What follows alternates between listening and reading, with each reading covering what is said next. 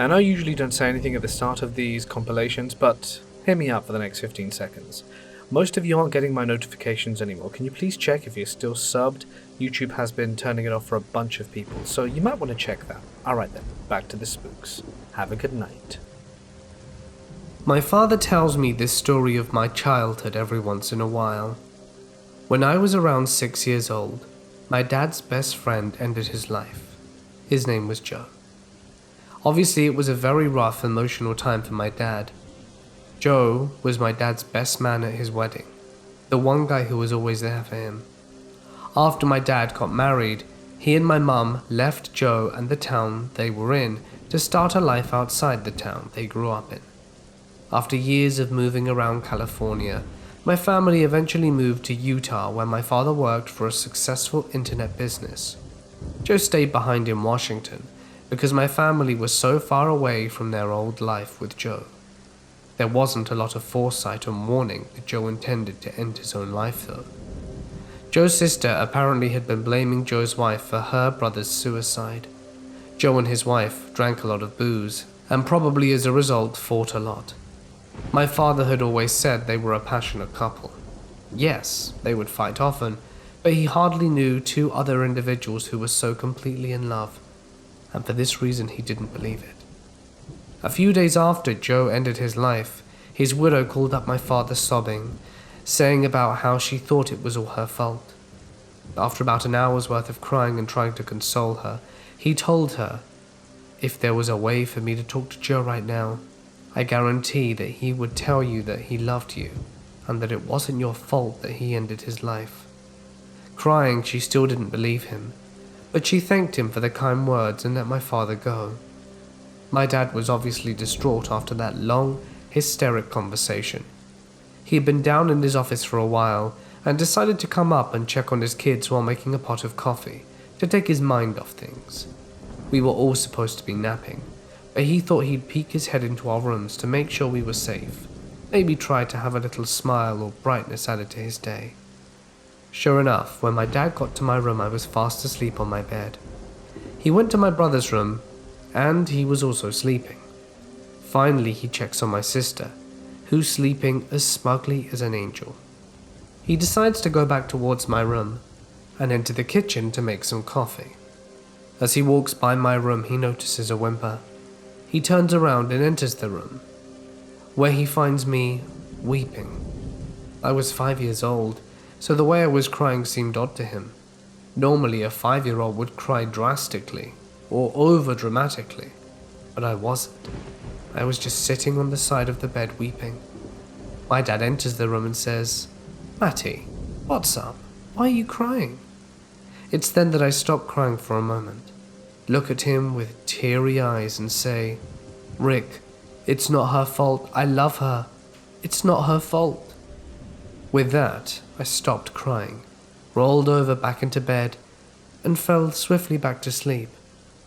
Needless to say, my dad crapped his pants.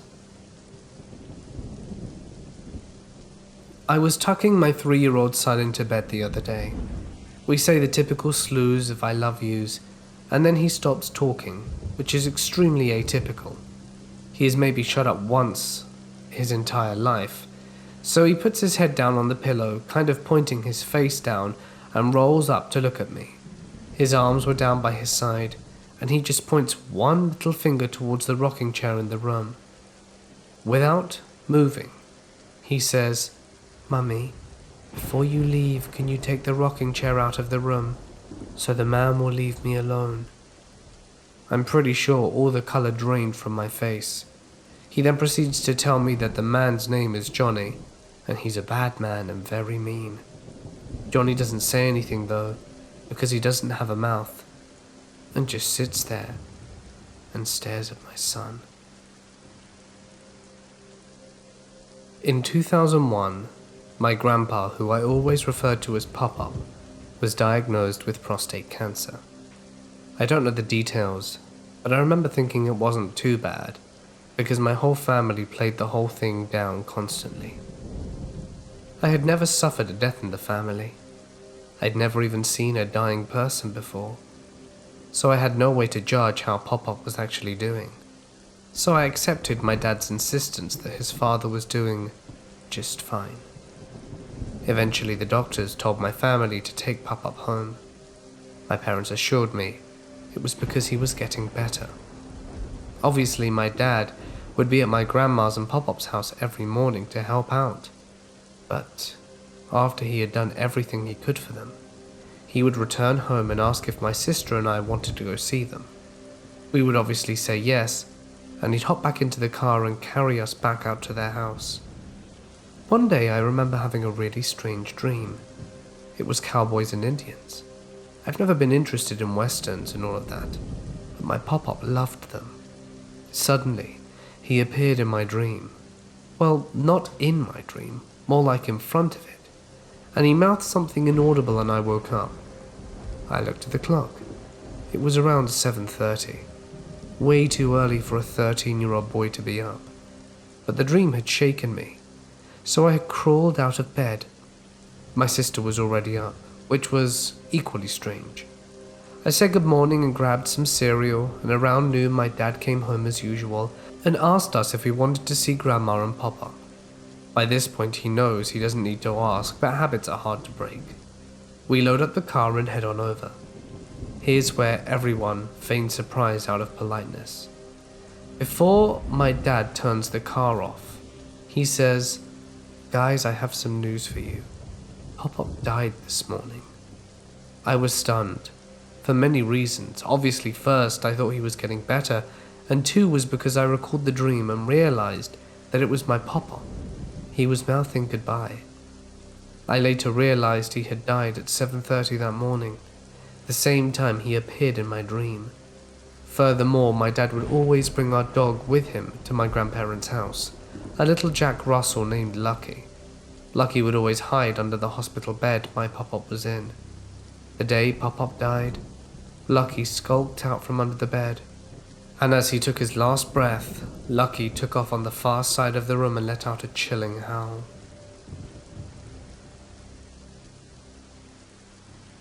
When I was younger, every year for Christmas I would drive upstate to my aunt's house along a stretch of highway. I cannot for the life of me remember the name of this road. All I know is it runs nearby Akron at some point. However, most of the drive is through rural areas with little to no towns nearby. It was the dead of night, and my groggy self had gotten off a long shift and had to drag my ass to my aunt's house, since my extended family was expecting me there the following morning. Halfway through the drive, I realized I was low on gas, which irritated me. My brother told me he had filled it up the day before, so he either forgot or was straight lying. I saw an archaic-looking sign for a gas station off the next road. It wasn't an official road sign, literally a pole with a slab of metal attached with "gas off next exit," or something along those lines painted on it. That seemed a little sketchy, but people do the same thing with fruit stands on highways, so whatever. I pulled off at the next exit on some dilapidated country road through dense woods. The whole thing was creepy and surreal. I kept expecting Leatherface to come running out the trees with a chainsaw. Eventually I came to the gas station and quickly realized it hadn't been open for years. It was all rusted and the convenience store roof was caving in. The gas pumps had all been taken out as well. I pulled over next to it and checked my gauge. I probably would only make it another half mile before running out. So I called AAA and they said they'd send a truck over. Now I was playing the waiting game. I left my engine on because when the headlights were off everything was pitch black, and my paranoid self wasn't sitting next to an abandoned gas station in the middle of a forest in complete darkness. So most of the wait went uneventful until I sensed movement around the side of the old store where my lights are pointed at. I look up but didn't see anything, so I look back down at my phone. Then over the sound of the night I hear someone yell, "Hey buddy, come over here," in a demanding tone. I look up, and there's a dude standing by the old store looking towards me, illuminated by my headlights. He looked like a run-of-the-mill homeless guy.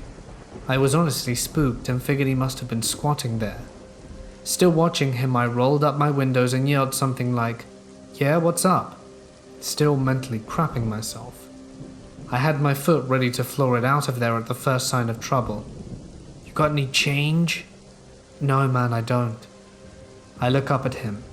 He has this kind of vacant expression and is standing stiff. Then I see more movement.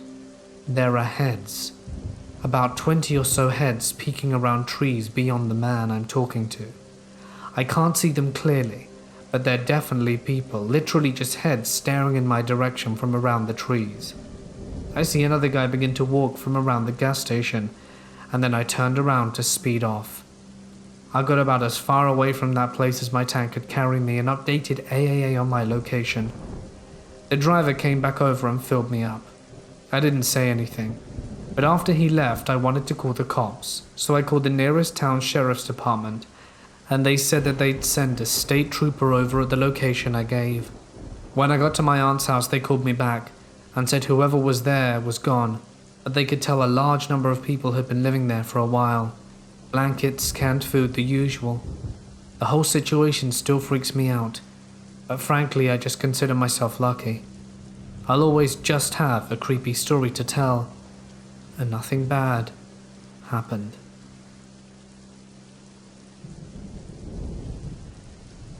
I'm a relatively new dispatcher.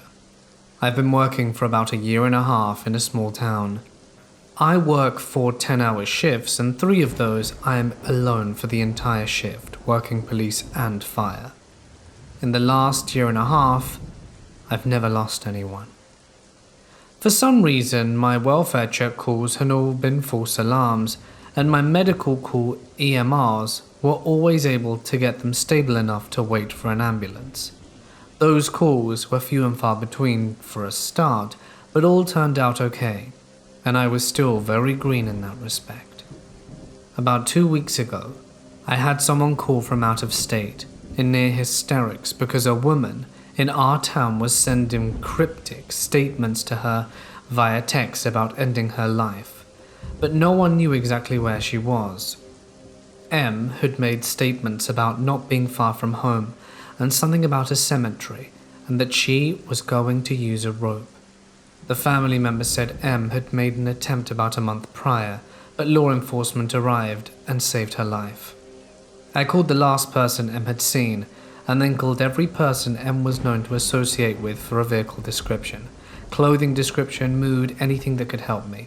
I also started a ping on her cell phone and had officers checking all local cemeteries and requesting help from the sheriff's office when the ping was located just outside our jurisdiction. Eventually, the sheriff's deputies found M unresponsive in a cemetery, a 2-mile south walk from the ping, but it was too late.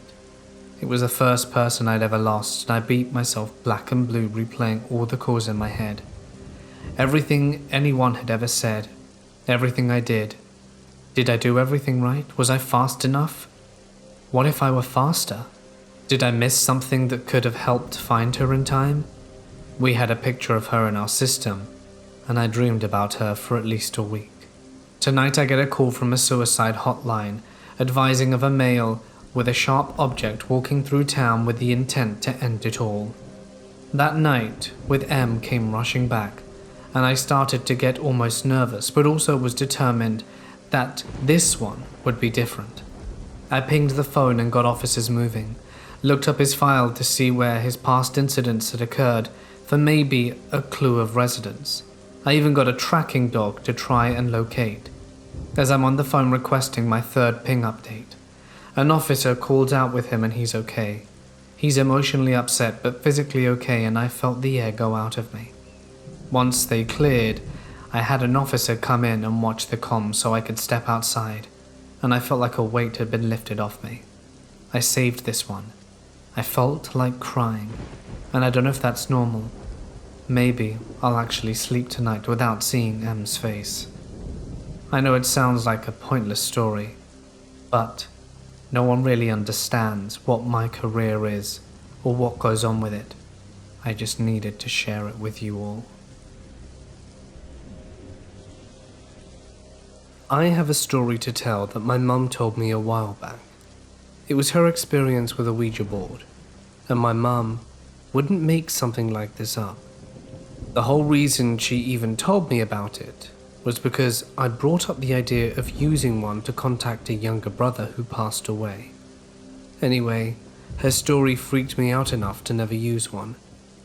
Back when she was in high school late one night, her and a group of her friends were cruising around on gravel roads a few miles outside of town, as I live in a small town in Iowa, and they stopped at an old abandoned barn and decided to whip out an old Ouija board one of her friends had. My mum had a really bad feeling right off the bat and said she wasn't going to do it. Well, everyone kept calling her a sissy and saying it wouldn't work unless everyone was there. So my mum was convinced, but only on one condition. She'd play if they didn't ask sketchy questions. Some of the guys laughed and promised not to. So they all gathered around the floor of the barn and placed their hands on the slider of the board. They asked some basic questions about it. Is there anyone here? What's your name? Things like that. But there was no response. Then a guy called Terry asked, which one of us will be the first to die? And my mum pulled her hands off the board and said, that's not funny. She was super pissed and everyone screamed at her to put her hand back on the board. As soon as she put her hand back on, the piece moved and spelled out the initials of a boy who was there. CJ. He was a twin. His twin was also present, and after that they said their goodbyes because they were all freaked out and my mum was pissed, and everyone was blaming each other for moving the piece on the board. So anyway, they all went home and basically forgot about the whole thing. Years later, that CJ was out driving on a gravel road and he ended up crashing into the ditch and lost his life. The first one out of everyone there. And the creepy thing is that when the police were done investigating the crash, they said the tire flew off because someone purposely loosened the lug nuts on the tire. So, ever since she told me that story, I've been too scared of trying the board. 4 years ago, I needed serious surgery to remove a tumor in my brain. The doctor said everything was going to be nice and easy, but it took me 2 years to return and finish school. The surgery went so poorly that while anesthesiologists and nurses were trying to keep me alive, the surgeon had a conference with my parents to keep them up to speed. Brain bleeding, severe swelling in the brainstem, etc. What's weird is that during this conference, my mum's cell phone rang. The caller ID showed it was coming from my cell phone. I had put my dad in charge of my cell phone in case the worst were to happen, notify my friends and my girlfriend that I had passed. Anyway, he pulls out my phone from his pocket and it's turned off with the battery removed. They wrap up the meeting with the surgeon and then they walk to the nurse's station to thank them for looking after me. My mum's phone buzzes twice. She has a voicemail left by whoever was calling her from my phone. She listened to it and she heard my voice. Hey Mum, it's me. I know things are weird right now, but I'm sitting here on this bench and I'm warm. I think everything's gonna be okay. Talk to you later. Say hi to Dad for me. About a month after the surgery, when I had recovered and moved back home, my mum had me listen to the voicemail, and I couldn't believe it. I turned white. I cried. When I heard my own voice, I thought maybe I had died and was being punished. I immediately opened my phone and looked through the call history. There, I saw the timestamp of an outgoing call on the date of my surgery, 20 minutes after I was wheeled into the operating room. I don't know what in the world caused this. When I was around 17, I was at my friend's apartment building, which his parents owned. We had an apartment to hang out in on the top floor, and used to go to the roof to smoke. That night, we were about to go up, but I had to pee, so I told him I'll meet you up there. After I was done, I went to the stairs to the attic portion that was connected to the roof. There were no lights up there. So we used our phones to guide us. It was an old building, and the attic was creepy and cluttered all the time. As I made my way to the roof door, I saw a shadow pass by me. I followed the direction it went, thinking it was my friend. I kept saying that I knew it was him and to stop playing around, It passed me a few more times when I heard my friend's voice from downstairs. He got a call from his girlfriend and was in another room talking to her the whole time. I have no idea what that shadow figure was, and I still refuse to go back up to that roof at night after that. I once had a friend that I knew for almost 5 years. I met him when I was only 11, and he was about 20. Despite the shady age difference, he never did anything that would make me think he was a creep. He was protective, yes, but in a fatherly way. My father was deployed to Iraq when I was 10, so he was like the substitute while my dad was miles away. We usually talked over Skype, and we would talk hours at a time. I had a friend who also talked to him, but not as often as I did. About a year ago, he died in a car accident with his cousin in Europe, and of course I grieved. It wasn't often that I would cry over anything, but this was something that hit me hard. This is only a little bit of a backstory. So I've always been someone who's trusted their gut, and strangely enough, even in my dreams. I've had small, harmless dreams which I experienced the same thing a few days after the dream. One night I had a dream. I didn't remember much of it. I always thought of it as just being a stupid, weird dream I had. I was outside someone else's house. We were jumping around on a pile of junk, and just as we were having a good time, there was a fallen tree leaning against the pile. I don't recall much from the dream, but most of the scene I was placed in. Of course, it didn't bother me, it wasn't scary, so it didn't worry me. A few weeks later, my mum suggests I spend a week at my cousin's house who lives out in the country. Of course I accept, since I wanted to get out the house for a little while. That week I headed down to where they live. They had a huge yard with a silo, a barn, and a worn-down hog barn. Right next to the hog barn was a large pile of metal sticks, rugs, and basically a bunch of trash. Next to that was a tree. It was split in half, with one half leaning against the scrap pile. I didn't quite think of the dream since my memory is pretty bad at times, so I just saw it as normal. The first week goes by and my cousin suggests we go outside for a bit. I agree, finding nothing else to do in their home, and we go out and walk for a bit and talk before I make it to the scrap pile. I was the one who suggested we climb around it, so we did. We both climbed to the top and found a cozy place to sit. I sat on one of the branches of the broken tree, and she sat further across the pile from me on an old rolled-up rug. I can get pretty hyper at times, and it makes it hard for me to sit still sometimes, so I started bouncing on the branches. Of course, our 160-pound girl bouncing constantly on the branch is going to make it snap, and that's when it did. I snapped, and the tree fell. I tried to grab onto whatever I could, which was a small twig, which snapped easily and sent me falling. I fell straight on my back on an old gutter that was facing down. The sudden events left me shocked and unable to move, and as I was slowly rolling off the gutter, below the gutter was a thin metal, sharp, jutted metal sticking up that was surely going to impale me if I'd continued rolling over. As I rolled though, I felt someone grab my arm. They pulled me back to balance on the gutter, and I was able to sit up and safely balance myself.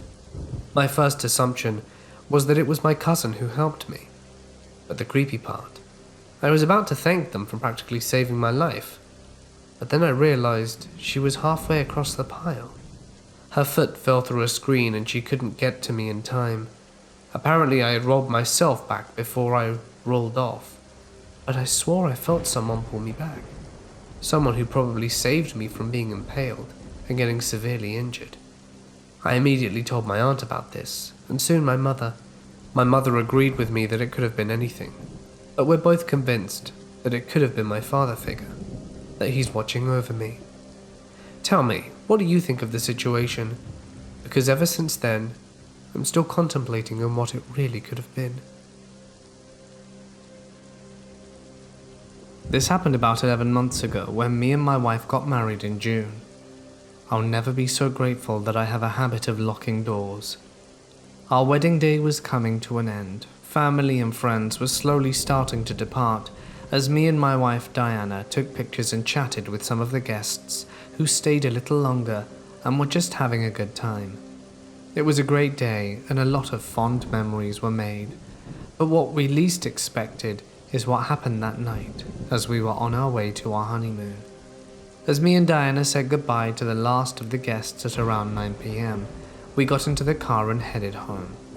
We had our bags packed prior to the wedding day for Cancun and were ready to go. I live in Washington, and we were in a bit of a hurry because instead of flying out from Seattle Airport in SeaTac like normally people do, it was a lot cheaper for us to drive up north to Canada and fly out from a Canadian airport. Also, me and my wife thought it would be fun to have a little road trip to Canada and then fly out from Canada to Cancun. Plus, it was only a 3.5-hour drive for us and cheaper, so we headed out. We had a great time driving, blasting music, talking about Cancun, and just being excited about the new chapter in our lives. Diana slowly started to fall asleep, being exhausted from the wedding and whatnot. We were halfway to Canada, and at this point we no longer were in a city area, but more of a wooded area with much fewer cars and less people. The more we drove, the less we saw. At this point, there was basically no one on the road. By the time it was around 3 a.m, we had some extra time on our hands, and I was starting to fall asleep too, so I pulled over at a gas station to grab a Red Bull to keep me awake. As I pulled in, I noticed it was completely empty. I was the only car parked, and I saw Diana asleep. I told her I'm taking the keys and locking her inside, and that I'd be right back. I wasn't sure if she could hear me, but she kind of motioned her hand, like normally people do when they're too tired to care.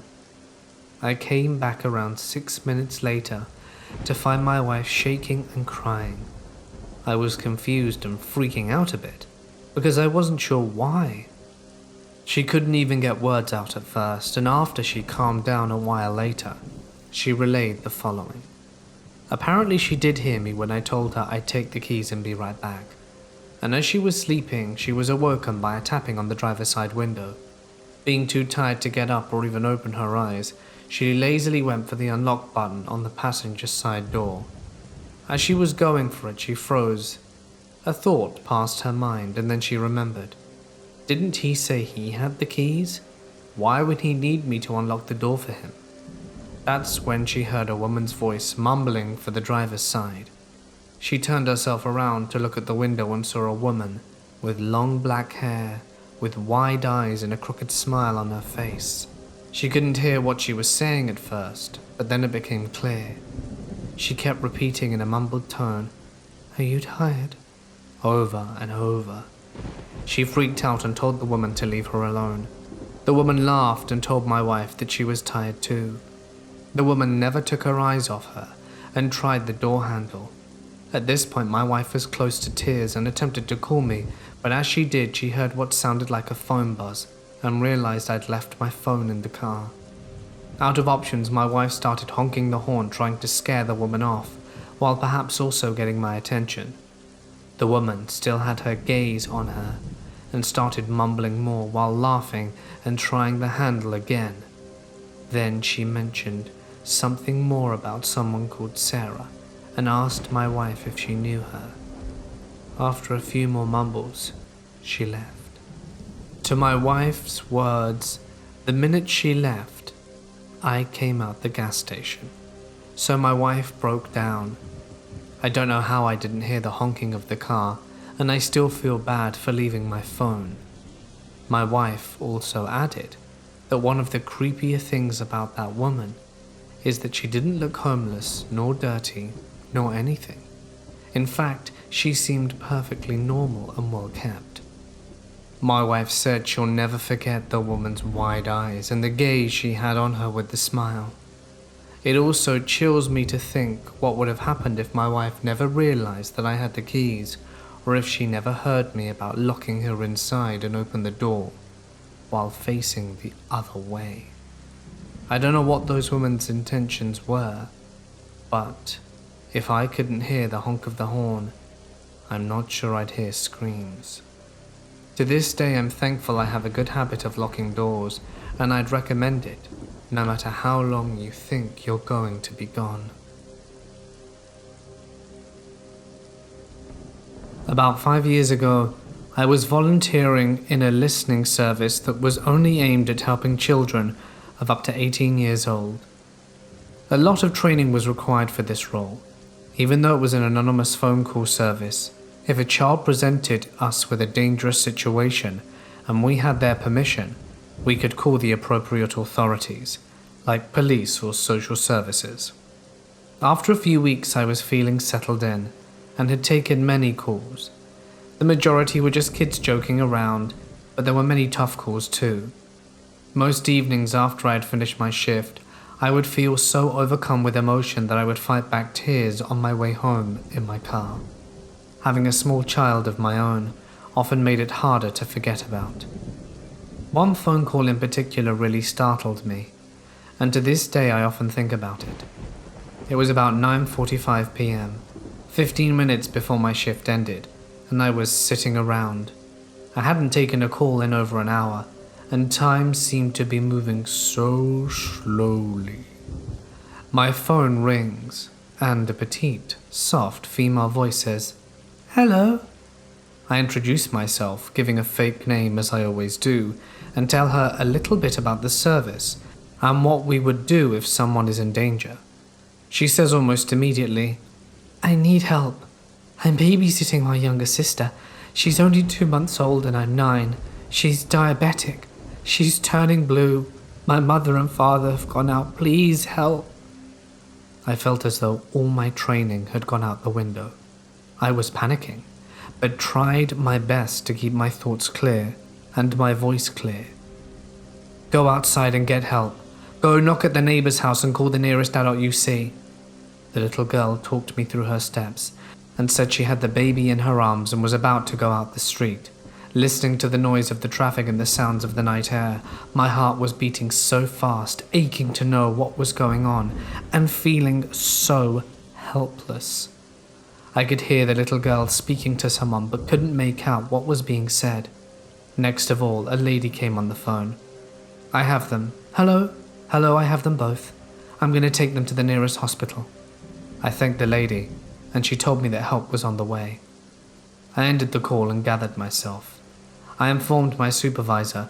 She was as shocked as I was when I gave her the details. She called the hospital in the area that the girl had given me, and also the police. And after an hour of filling in the mandatory documents, my supervisor followed up the inquiry about the call we had received, and they said they had no such cases. Finding it quite strange, we finished off writing the notes and shut down for the night. It wasn't until next shift the following week, which I was grateful for, as I needed the time off, when I returned to work after my week off. My supervisor called me into her office and informed me that she had gone through my notes on the call I received and had gone to search the system for the similar scenarios and keywords. She told me that every caller has a profile, and the girl who had called was a frequent caller, and that she wasn't a little girl, but a lady in her early 30s in a psychiatric hospital, and she likes to pose as different people, but mostly as a child. This creeped me out, considering the nature of service and the fact that an adult was abusing it.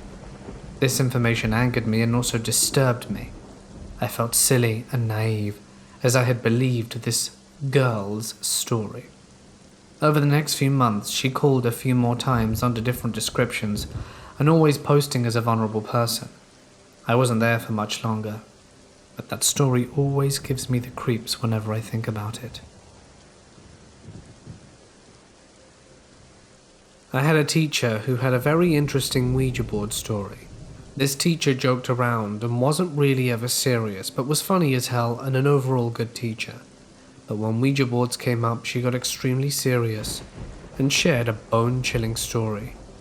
She had some friends over one weekend and they got bored and decided to break out the good old household Ouija board.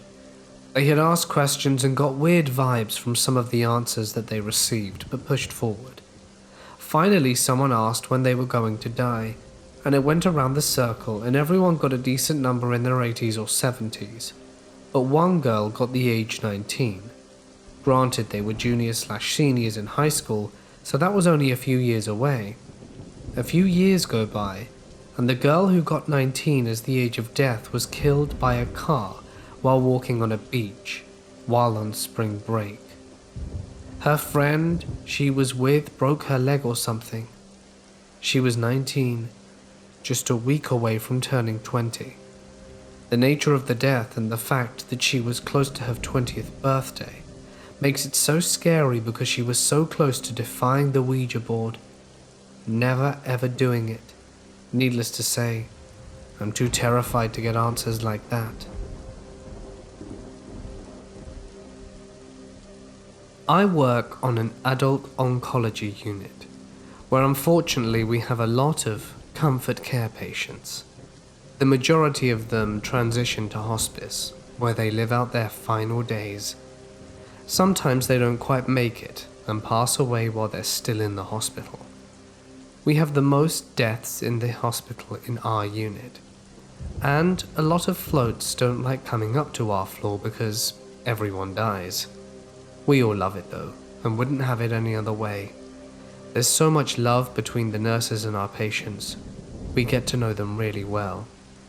When people pass away, we have noticed that, unsurprisingly, it comes in threes. We will go a few weeks with no one passing away. Everyone successfully makes it out of there and goes home or to a hospice or a TCU or wherever they go to pass on, only to have a week or two where we will have 3 to 6 deaths a week. One week we had 2 patients pass away in one night. One of the patients was in room 8. She was really near and dear to our hearts, and it was a rough time for everyone involved. She had been on the floor for a prolonged period of time, and we all watched her go from a spry old lady to basically wasting away in all aspects. She passed on nights, and by the next day there was a new patient in her room. It's hard on all of us, but as we all know, patients come and go, and we have to move on. I was doing the admission with the new patient and going over room orientation stuff. I explained that she had a one-stop shop remote which controlled the lights, TV, radio, and had the cool light. Right as I finished explaining to her that the TV buttons are right here, I set the remote down on her bed and instantly the TV turned on by itself. It began flipping through each channel at an alarming rate, faster than if you were to hold down the channel up button. She was a little older and thankfully not too observant, and I thought I was doing it, but no one was touching the remote. She says, "No thank you, I don't want to watch TV right now." So I reached down and tried to turn it off.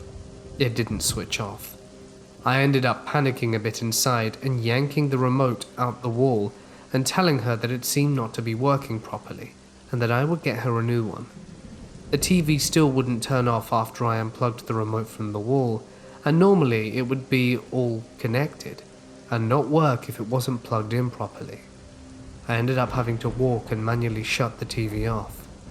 I headed out of there, telling her I'd be right back, and as I went to the nurse's desk to grab another one, I ran into another nurse. She was grabbing another remote, which was odd. We just got a new shipment in, and they were all normally working properly. We rarely had to replace them anymore, and I asked her if her remote was broken too, and she said that hers was acting up. I asked her which room she was in, and it was another room that a patient had passed in the night before also. The TV remotes were uncharacteristically acting up from across the wing at the same time, in the same rooms that people had died the night before. Freaky. I could ramble forever, but most stories are related to the TV. I had another situation similar to the one I just described, where the volume was going up and down by itself in a room where a patient had passed on recently. I've seen lights not work and then work again.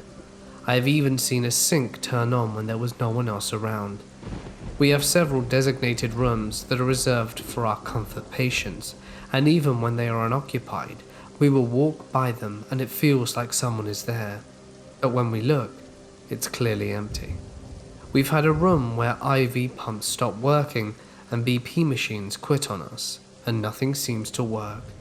But that room got cleansed by a healing touch volunteer, which I know sounds crazy, but now everything in the room works just fine. But that's a story for another day. I've never been a huge believer in the supernatural, but after working in this unit for the past year, it's not hard to believe in the paranormal. We all just embrace it because what can you do really? Many years ago, when I first met my ex and her family, they lived in a mobile home. My ex has this younger sister who is a bit messed up, in and out of psych wards and stuff. My ex and her younger sister shared a room in this mobile home. While we were dating, and before my son was born, she told me this story about how her younger sister would wake up and talk to the man in the hallway. The man always had a suitcase and wore a brimmed hat.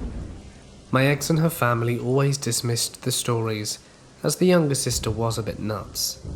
Fast forward a few years, my ex and I had a son together. Her parents moved out of the mobile home and into a house, and we were renting the mobile home to my ex. Our son's room was in the exact room where my ex and her sister had slept in. One night after our son had gone to bed, he was asleep for a while, and we heard him get out of bed. We figured he would come out of his room and ask to use the potty. Instead, he started talking to someone and said, "Hi," and started talking about his favorite stuffed animal, which at the time was Ducky. Curious, I called back and asked who he was talking to.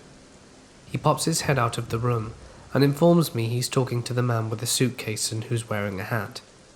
At the time, he was about 2.5, and had never heard about his aunt seeing the exact same guy.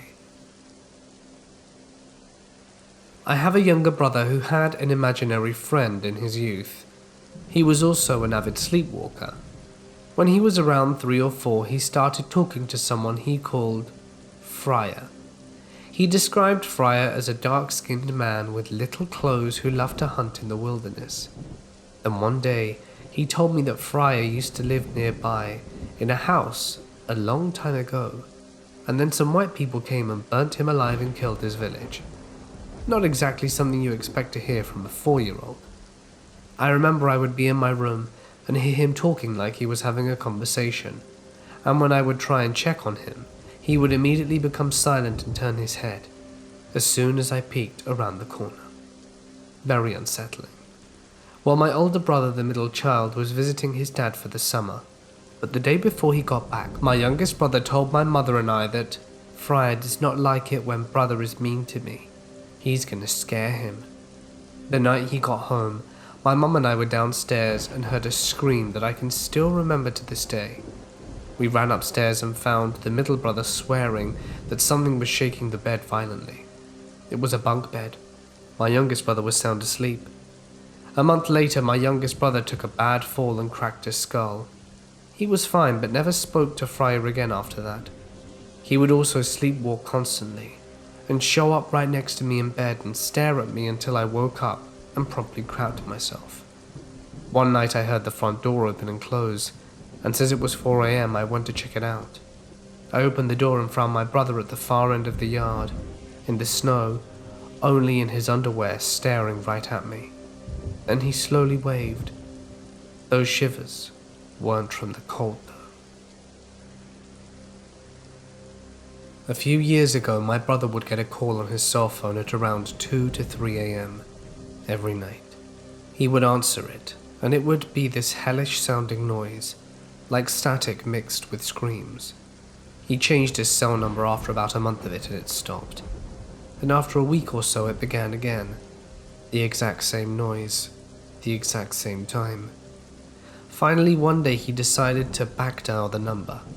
It was an old man that had no clue what he was talking about, and still the calls persisted. If he didn't answer, it would call a few more times. No messages were ever left. He decided to say screw it, end his contract with the phone company, switched to a new one, and then got an entirely new number. You guessed it.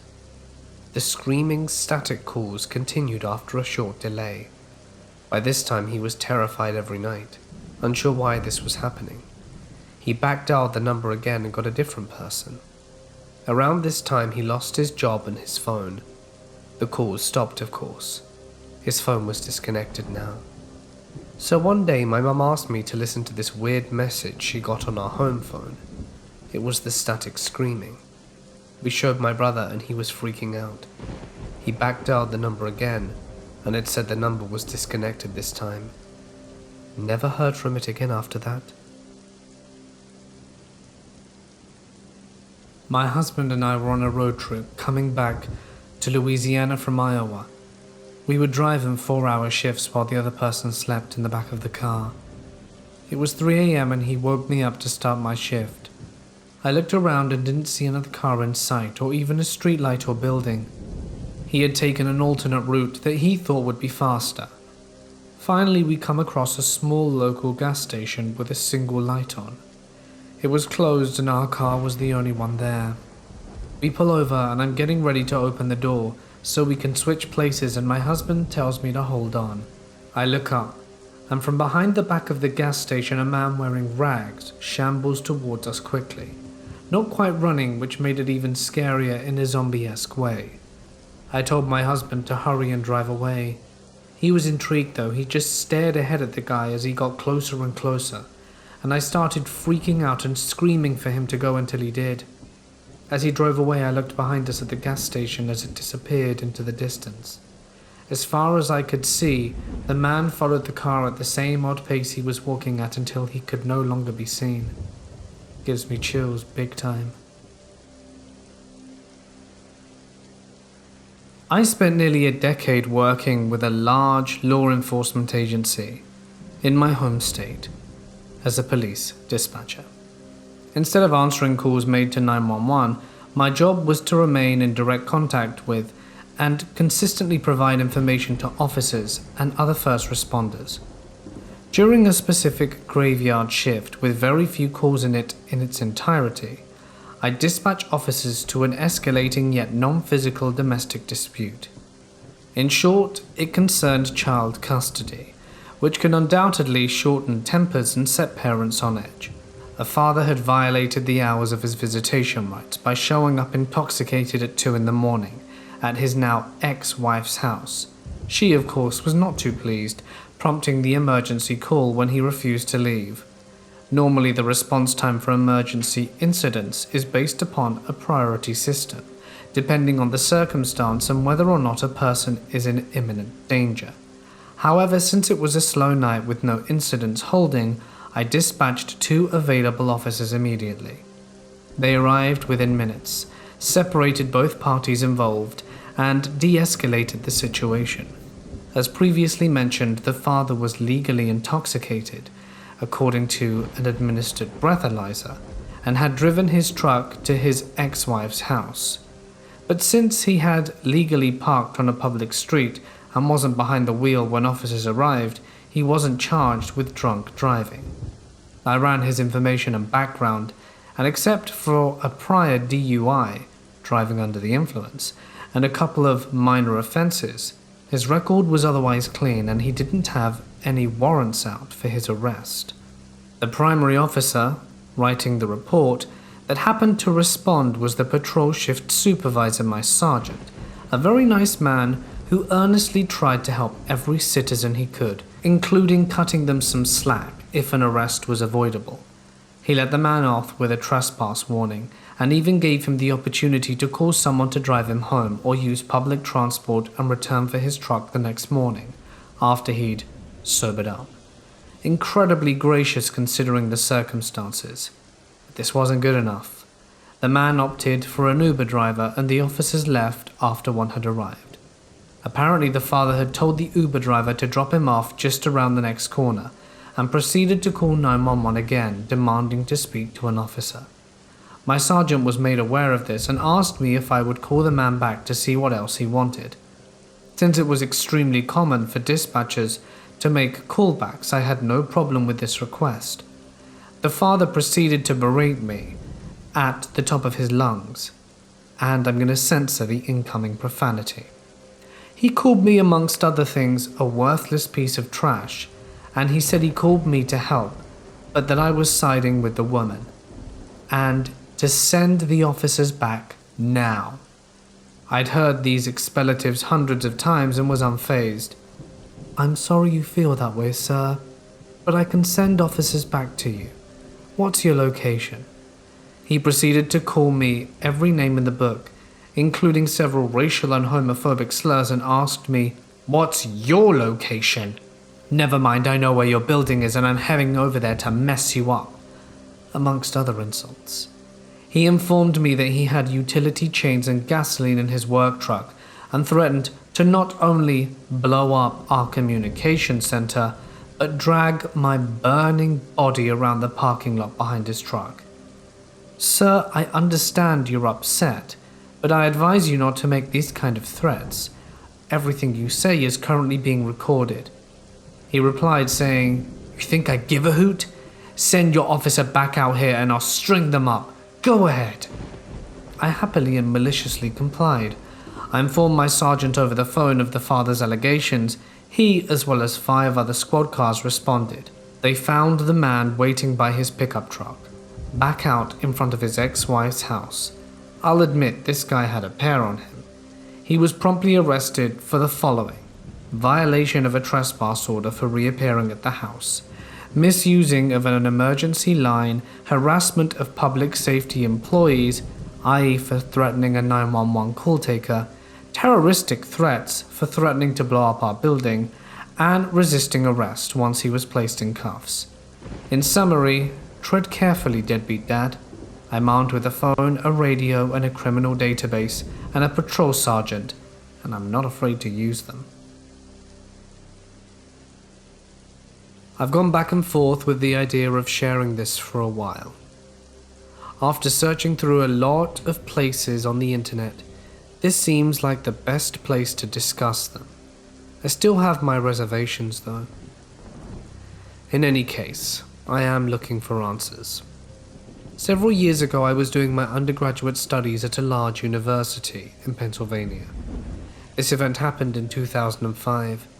I was dating a girl called Erin at the time who was big into New Age ideas, paganism, magic, and the like. And I did learn some cool stuff from her too.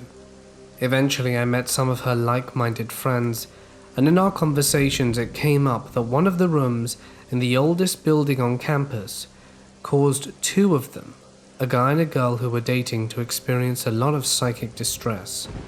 Kyle had gotten nosebleeds in the classroom, and Julie often grew disoriented or frightened when she was there. Someone in our group had the bright idea to sneak up there one night, and of course we all went for it. It was me, Kyle, Julie, Erin, and a medium named Audra and her friend Sharon, and another girl called Kesha. Sharon and Kesha, like me, had a lot of supernatural experiences in the past, but didn't consider themselves mediums or sensitive or anything. So one night we bought a novelty Ouija board from Walmart, a glow-in-the-dark one because why not, and started doing our thing. At first the planchette didn't do anything, but then it started twitching and eventually it was whipping around choosing letters that made no sense to any of us. Until afterwards, as Kyle was writing down the letters. Then out of nowhere, Audra started mini convulsions. I don't know how else to describe it. Her eyes rolled up and she started spasming and making these horrific pig noises.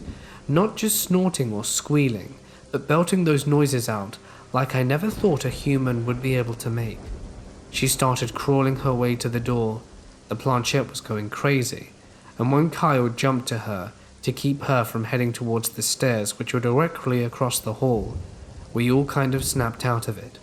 Audra was a small, slim girl, but it took 3 or 4 of us to keep her from leaving the room, and all the while there was still horrible noises coming from her, and we all had this incredible sense of danger and foreboding. There wasn't a terrible smell or anything like you read sometimes, but it was terrifying. Not to be anticlimactic, but after that we packed everything up, went back to my apartment over a crappy pizza shop, and stayed huddled together for quite a while. I swear I threw the Ouija board out, but years later I would find it under my bed at a parent's house when I was packing up to move. Seriously, any thoughts or experiences similar or general comments would be great.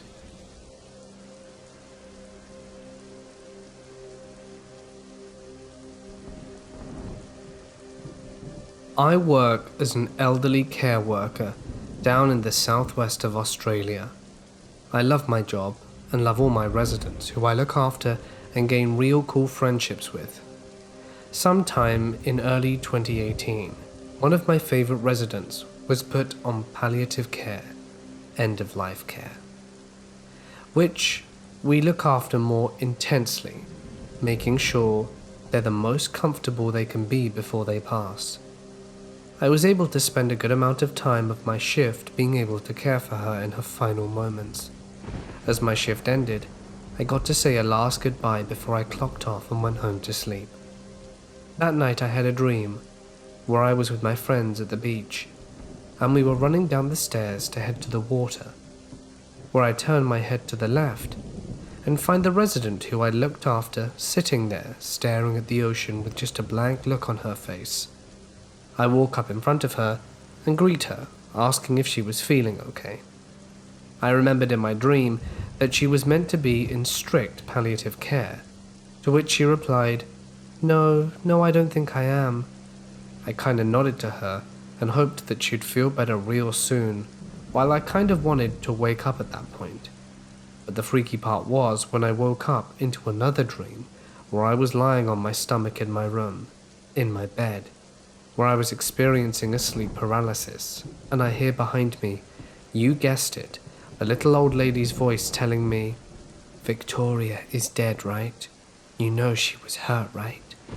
Shortly after hearing that, I feel 2 hands push on my body as if they were trying to push me out of bed, at which point I woke up in the early morning around 4 a.m., heavy breathing and just straight up quite shaken. After going back to sleep and waking up in the morning and heading to work, I found out that the little old lady had passed away at the same time I woke up from my sleep paralysis. I've told this story to a few friends to freak them out, but I've never actually looked up details on this sort of thing happening. Call it paranormal or coincidence. I'm still not quite sure. A few months ago, my 3-year-old daughter had the flu. After she was feeling a little better, my wife took her outside into our backyard to play. My wife was sitting on the back step, and my daughter came up and asked her if she could play with the little girl on our slide. My wife said, "I don't see a little girl." And my daughter said, "She is right over there on the slide, Mum. Can't I play with her?" My wife said, "I don't see anyone." But my daughter insisted. "She is. She's on the slide and she's blue. Can I play with her?" My wife freaked out and said, "Let's go inside and make a snack." So they did. For the rest of the day, my daughter kept going out and looking at the back door and kept telling my wife that the little blue girl was lonely. I attended the same university for my bachelor's and my PhD. There was a lovely woman by the name of Jennifer, who was my reading in the content area instructor. The guys all swooned over her as she was gorgeous, and I loved her because she read us The Giver out loud. She was an awesome instructor and was doing her PhD in literacy. Fast forward a few years, and Jen had moved to South Carolina to teach literacy. I'm now in my PhD program and in the same grad student office she used to work in, with other literacy people and her colleagues. And then we get the news that she was murdered by her boyfriend. Everyone is in total disbelief and devastated. It was a huge blow to the department, as she was genuinely loved by everyone who knew her. So after a few days, her funeral and her body were brought home. I'm in the office suite at school very early in the morning when no one else was about. The grad students had a fishbowl office, 10 of us with group desks within a larger office suite that was locked and had light motion sensors. I'm walking in and past a locked door with windows when I see a woman with short dark hair walk the other way inside, which was weird because the lights didn't flicker on as she moved.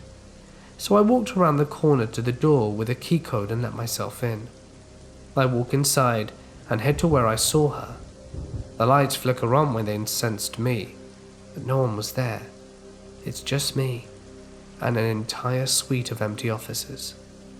I swear to God it was her saying goodbye to a place she spent so many years at and where she had so many friends. It spooked the hell out of me though, and made me very sad. One night as a freshman in college, I was making the hour-long drive from home back to campus. I'd made the drive many times. It was a straight shot on a well-traveled, well-lit highway, so even though it was dark out, I wasn't worried about my safety. About halfway through the drive, I pulled over for gas. It was a brand new BP gas station with tons of floodlights direct off the highway, with a good bit of people around. I walked in to get some candy and noticed a greasy-looking man, about middle-aged with dark hair and a mustache, eyeing me up and smiling. I didn't read it as menacing. It seemed like he was just a simple country guy who smiled at everyone, and I smiled back. I got my candy, paid for my stuff, turned and was about to walk out, and said thank you to the person holding the door open for me. And a voice said, "Thank you." I soon realized it was the same man, but thought nothing of it. I got back in my car, locked the door, cranked the engine, and leaned over the console to get my candy out the bag. There was a tap. I didn't even register it at first, and then a tap again. Someone, obviously, was tapping on my window. I looked up and saw it, the greasy smiling man. His hands and clothes looked even dirtier under the floodlights. He motioned for me to roll down my window. I remembered thinking he had to be at least 45. What was he doing approaching an 18-year-old girl driving home alone at night? At first I tried to act confused and cupped my hand to my ear like, "What? I can't hear you," hoping he'd give up. But instead, he cusps his hands around his mouth, presses up against the window and says, "Roll down your window." I don't know what else to do, so I cracked the window open a teensy bit. I had one of those old-school boxy Tahoos, and I was sitting up high, so our faces were pretty much at the same level and just a few inches apart. His fingers crawled up the side and slithered through the small window crack and into the car. I held my breath and tried not to freak out. He shifted his weight up onto the lift step and did a sort of pull-up on the window to bring his eyes up to the opening. "You want to come play strip poker?" Like any person in this scenario, it was a mix between confusion and being scared as hell. It was like a deer in headlights trying to figure out what the actual hell to say to this creeper that will get me out of here without meeting my end. The total genius I was, I said, "Ha, wait, what?" I guess I was trying to stall. Who knows? He repeated himself, but this time bounced himself on the car step, making my car bounce along with him. He laughed and peered at me through the crack again. His hands started turning white as he tried to push down on the window. Then there was a car horn, and I thought someone was trying to help me. Nope. It was a bunch of his friends telling him to hurry up and get me to come with them. "Come on, girl, it'll be fun. We won't bite." They all laughed. "Ah, shucks. I'm sorry, but I really have to get back. Maybe next time, though." AKA, "Oh my god, what? Please don't kill me. Also, how is no one at the gas station seeing this and helping me?" He reaches down to pull open the door handle, but thank god it was locked. And I still get chills when I think of what he said next. "Oh, come on, little girl. I bet you ain't never been with a real man now, sweet." The only tool in my toolbox at the time was the dumb girl routine, so I doubled down. "Ha, so funny. No, I really gotta go, but thanks though. Y'all go have fun." I put my gear in reverse, hoping he'd take the cue to get off my car. Instead he says, "You sure, baby?" Tilts his head, pushes his mouth into the window, and then forces his tongue inside, just smearing his spit slime everywhere, like a dip-scented slug. It's so hard to turn down. Thanks for the invite though, I'm flattered." He lifts himself off the car and finally steps down. "Your loss." He shrugs and walks back to the smoke-plumed jalopy full of his horrible friends. I burned rubber out of there, pulled onto the highway and called my friend, crying hysterically. Sure enough, I see them coming up right behind me. I could make out at least 3 men moving around and laughing inside, with exhaust fume and cigarette smoke enveloping their tin can on wheels. I sped up to around 85-90, hoping I'd lose them, or better yet, be pulled over by a cop. And after what felt like a long time, but was probably no more than a few seconds, did I look back, and unfortunately for me, their vehicle was no longer there. I have no idea if I lost them or if they eventually just gave up. Moral of the story, don't be polite. You don't need that in your life, guys. Next time, I'll mace you in the face, weird tongue dude. This last Thursday night, I took a call of a woman screaming, "Oh my god, no, please don't, stop," screamed over loud bass and a car engine. She wasn't answering any questions, stayed on the line trying to get info for over 6 minutes until a male voice called her the B word for calling the cops and then hung up the phone. I pinged the phone, but it was moving too fast through multiple jurisdictions, and by the time I got the results on the first ping, it was already out of our venue. I checked previous history on the phone number, but there wasn't any. I ran the phone through a database we used to cross-reference information on phone numbers, names, criminal records, and restraining orders. Nothing. I also tried to get subscriber info so we could maybe contact someone who knows the owner of the phone, but it was a prepaid with no info on it. I alerted the highway patrol and the neighboring jurisdiction, which is notoriously slow if I get any response at all. It took 7.5 minutes just to get to their emergency line, but without a vehicle description, it's pretty unlikely they're going to do anything about it. I mean, what are they supposed to do? Pull over every car with a loud bass in a particularly bad or high crime area? I continued plotting the recurring pings I set up, but they all stopped in one of the worst parts of the neighboring jurisdiction, with a radius of 800 meters, basically 3 blocks containing 18 buildings, some with multiple floors. I tried calling it back a few times, but each call went straight to voicemail. Then my shift ended and I went home. I don't usually take calls home with me. Work stays at work is my motto, with maybe 1 or 2 exceptions. I shake it all off at the door, get in my car, and go be a good dad and husband. But this one's sticking with me no matter what. I could tell you what it's like to listen to a child tell you about his mom being beaten by his dad in front of him, and I had to testify in court about that call. I could tell you about listening to a family perish screaming in a fire after an accident. I can tell you that if someone is reporting an OD happening in front of them, it has a particular note of desperation unlike any other call. Or what it's like to hear someone end their life on the phone with you. Or try and comfort an adult who's just found their parent deceased.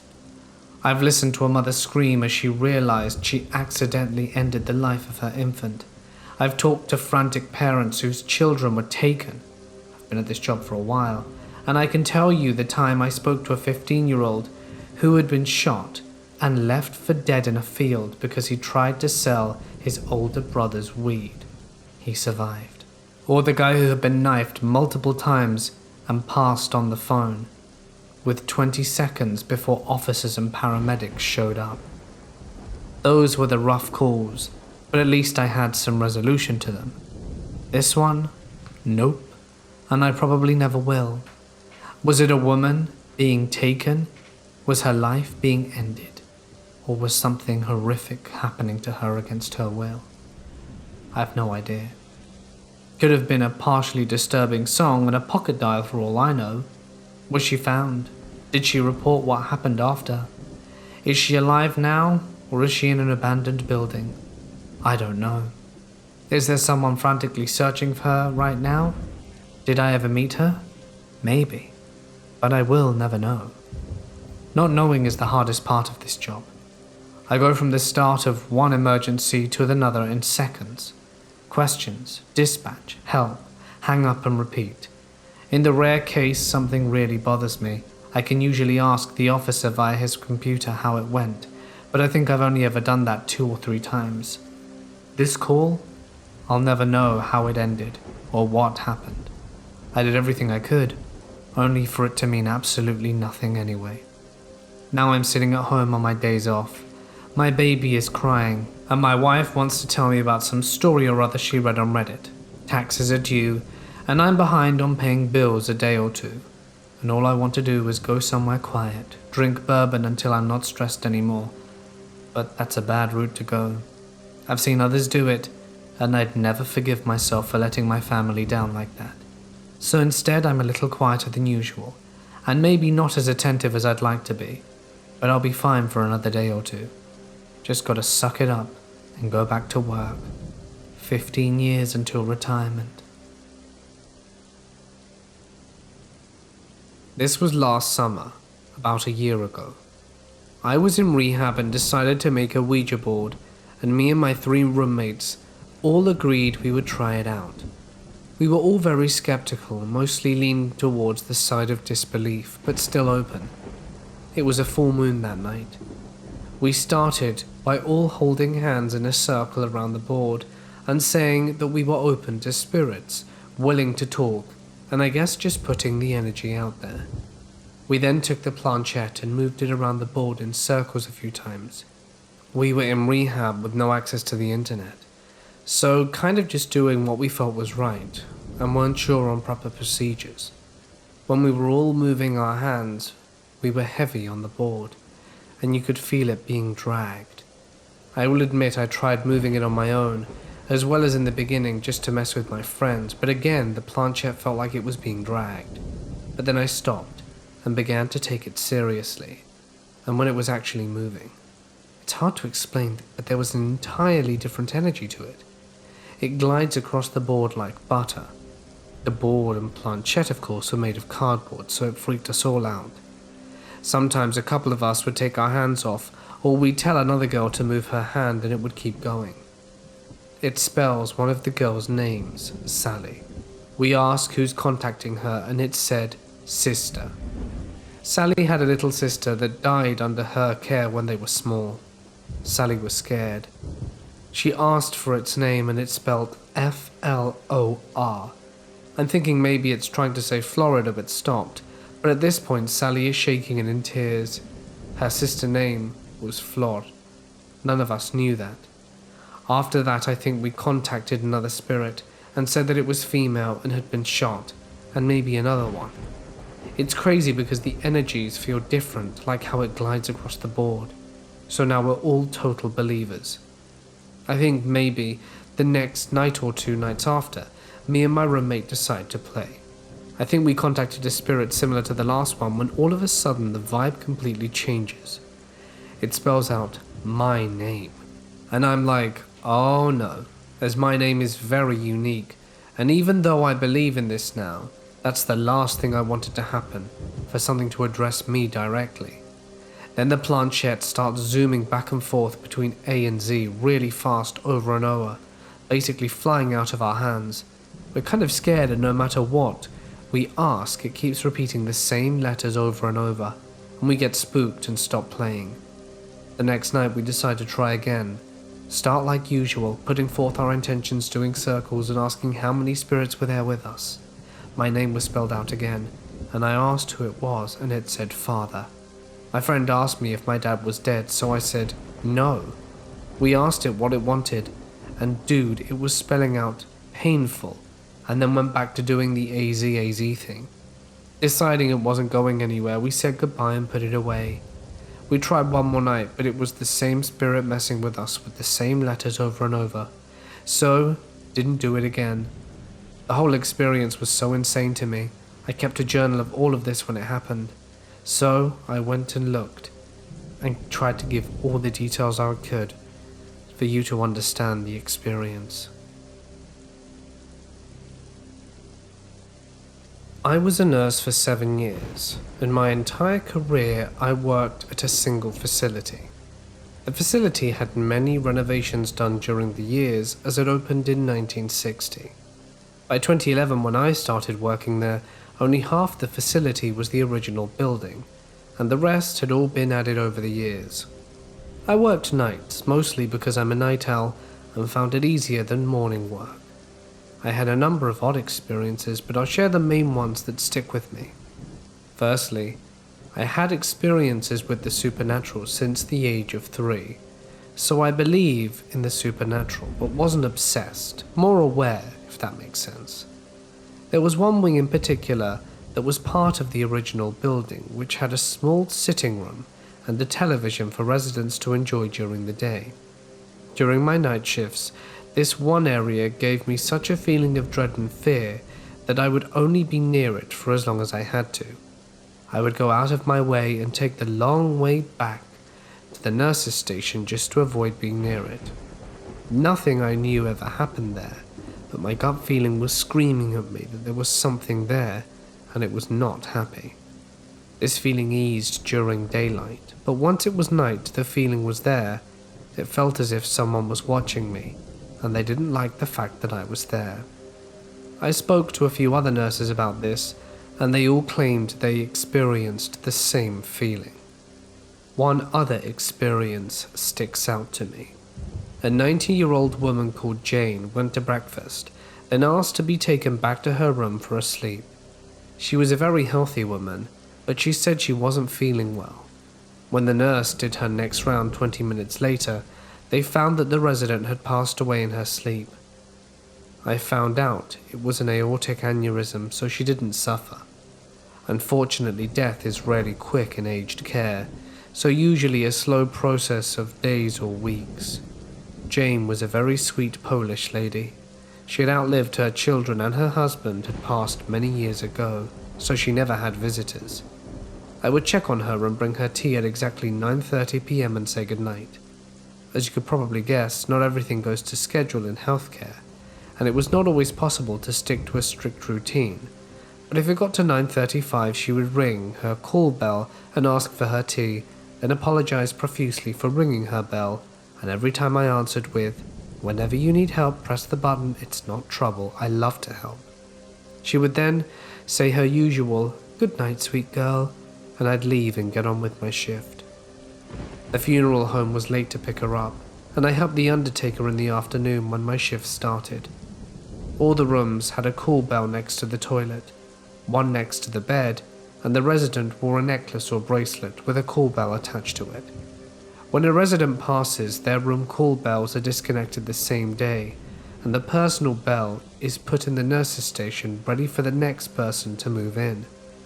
At 9:36, the call bell went to her room started ringing again. This wasn't possible. Her room had been disconnected, and her personal bell was sitting in a drawer next to me. Slightly freaked, I went down to her room and checked to make sure there wasn't a dementia patient who just wandered in there. Maybe maintenance hadn't turned the bell off, even though I personally spoke to them after they did so. It was just trying to rationalize it, I suppose. I went into the room and it was pitch black. No one was inside and the bell had definitely been turned off, and I was unable to turn it off from inside the room, so I had to cancel it from the main desk. I instantly had a feeling of peace. Weird, because in every other situation I would have been a mess. I think perhaps she was just saying goodbye. As I was closing the door to her room, I heard a shriek, and my best friend came running down the corridor crying in a state. Once I got her to calm down, she said she was in the other wing chatting to Jane as she walked past her in her nightie, and she turned the corner to the front wing, but when she looked around the corner she wasn't there. She's dead. What the hell did she just see? I figured I'd share with you some strange and what I believe to be paranormal experiences happening at my place of employment. I work at an old restaurant in a city in Oregon. I will not say which or which city for obvious reasons. The restaurant has been around 35 years, so you can already imagine how old the building is. I work as a bread baker during the night hours. My shift is usually from 8:30 p.m. till about 3 a.m., depending on which products need to be made. My co-workers tend to leave at around 10 o'clock. Sometimes the dishwasher is there for a bit later. Thought I got lucky moving here and landing this job right away at $13 an hour, and now I don't feel so lucky. My first experience was the second month of working there. I had just put some hamburger buns in the proofer and had some time to kill, so I walked into the dining area to make myself an espresso. Halfway there, I noticed a faint whistle coming from the dining area. I shrugged it off, as it stopped once I entered. As soon as the espresso was done, the whistling started again, but louder. I couldn't make it out, if it was a song or something else, but it went on for about a minute, then stopped. My whole body shivered, as I was definitely creeped out. The next day, I mentioned this to the dishwasher, and she looked at me for a minute and then sighed. She told me that the building is most definitely haunted, and she constantly hears the whistling as well, but only when she's here alone. The conversation ended there. She doesn't speak English very well. This experience freaked me out pretty bad for a few days. I still get chills thinking about it, and you may not think it's creepy, but it was. We have a huge walk-in cooler, filled with tons of prepped food and so on. This was around 11 p.m, and the dishwasher is still there. I walked into the cooler to grab some butter. The door is huge and heavy, so there's no way wind could shut the door, especially because there was no wind to shut it. As I was reaching for the butter, I heard the door slam behind me. I was obviously startled and thought maybe the dishwasher closed it, thinking I left it open by accident. I walked to the door and started yelling for her, hoping she would hear me. After about 3 minutes of no response, I panicked. It was super cold in there. I kept banging on the door and yelling, and about 10 minutes later she finally heard me and opened the door looking confused. Shivering, I asked her if she closed the door on me and she said no. I told her the door closed on me, and the look on her face freaked me out. I texted my boss and told him what happened, and asked him to check the security cameras. When he answered, he told me he watched, and said that he saw me walk in, and 10 seconds later the door slammed shut. No one was behind it. It just shut by itself. That's never happened to anyone else. We were both confused, and I was wary. A few weeks later, in the dining room they mopped the floors every night and put the chairs on top of the tables. I noticed they were in their usual spots on the tables and didn't think much of it. As I was making bread dough at around midnight, something happened that I can't explain. In the span of almost 5 to 10 seconds, I heard the loudest crash coming from the dining area that shook the whole building, and the lights went out quickly, then came back on. My heart was beating so fast and I felt nauseous. I had no idea what just happened. I ran into the dining room and my heart sank from fear. All the chairs were on the floor, scattered, a few definitely broken. Then the whistling began. I immediately called my boss and he rushed over. We went to the office and watched the security cameras. The videos showed the chairs on top of the tables, the lights go out, come back on, and the chairs were scattered all over the floor. The look on his face chilled my body with dread. He promised to stay with me for the rest of the night, and I told him I was becoming scared of working by myself. He said I would be fine. This happened a few days ago, and it took everything in me, aside from the fact that I'm living paycheck to paycheck, to not quit this job.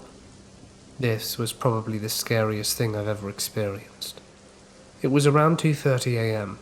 The baguettes were in the oven, and it was almost time for me to leave. I had to use the restroom, so I walked to the dining room to get to the restroom. I heard the whistling, but very faint. It was becoming normal, and since nothing had happened for a while, I wasn't creeped out. I got to the restroom. It's a one-person. Locked the door and sat down to do my business. About 30 seconds in, I hear a faint whisper come from outside the door. I chalked it up to hearing things. Then I heard someone knock very lightly. My heart stopped. I was alone, or so I thought. I sat there in silence. Another knock. I very quietly finished my business and pulled myself together. I stood somewhat close to the door to try and hear what was outside. Another knock. And then I heard a faint whisper say, "Hello." I almost screamed, and almost wet my pants, even though I had already peed. I kept quiet, in the fear that this maybe wasn't a ghost, but a junkie or creeper who managed to slip inside somehow. It knocked again, louder this time, and the voice whispered, "I know you're in there."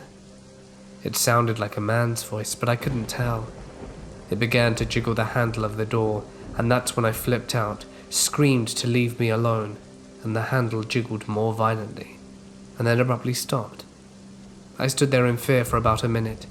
It slammed the door so hard I was surprised it didn't fling open. My heart was racing and tears were streaming down my cheeks. Everything went silent for a good 20 seconds. There was another loud bang that shook the whole restaurant again. The door swung open so violently, and no one was there. I ran out of there so fast, screaming and crying. Chairs were flung about, tables turned over, coffee cups shattered on the ground. I ran to the kitchen, grabbed my things, shut the ovens off. Hell, I didn't care if the baguettes were done or not, and ran out the building to my car. I called my boss, sobbing and hyperventilating, and he told me to wait in my car. He arrived 5 minutes later, flying into the parking lot in his car, got out, but I told him I was not going back in there. He went inside and came out about 10 minutes later, looking weary and upset. He told me he watched the security footage and couldn't believe what he saw. As soon as I had closed the bathroom door, he saw a sort of dark, cloud-like figure float in front of the door.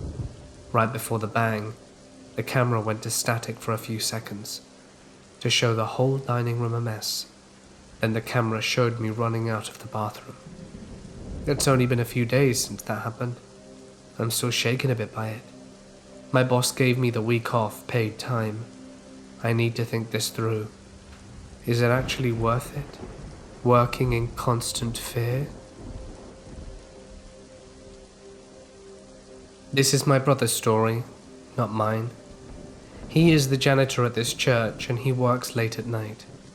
Before he started working there, he not only didn't believe in ghosts, but he literally thought that those who did were of an inferior intelligence. The first experience he had was when he was trying to study in this one room at the front of the church. He was trying to study, but the noise started, and it sounded like whispers in a language he couldn't understand. He thought his brain was playing tricks on him, so he kept trying to study. But the noise got progressively louder and louder until he couldn't take it anymore and ran out the church. The scariest experience he had was one night when he was vacuuming. He had a phone at the time that would super annoyingly inform him every 5 minutes for the hour before it died that it had low battery. He was vacuuming like he always did, and then he received a call. It was from the church's phone number, and before he could pick up or reject, his phone instantly died. He started sprinting to his car, and he heard the noise of the door in front of him open even though it just stayed shut. He told me he smoked 14 cigarettes in his car on his 10-minute drive back to his place that night. Then, after having these experiences, he started asking other people who worked for the church if they'd had anything strange happen to them. All of them said yes. The scariest one was of this lady who works in one of the offices in the church. One night she was working late, and the church was empty, when this old woman who she knew appeared out of nowhere. She was all like, "Hey Mabel, coming to service tomorrow?"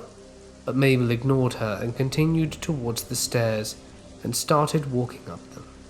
She was very confused and felt that Mabel was being rude or perhaps didn't hear, so she left her office to go upstairs and find Mabel, but there was no one there.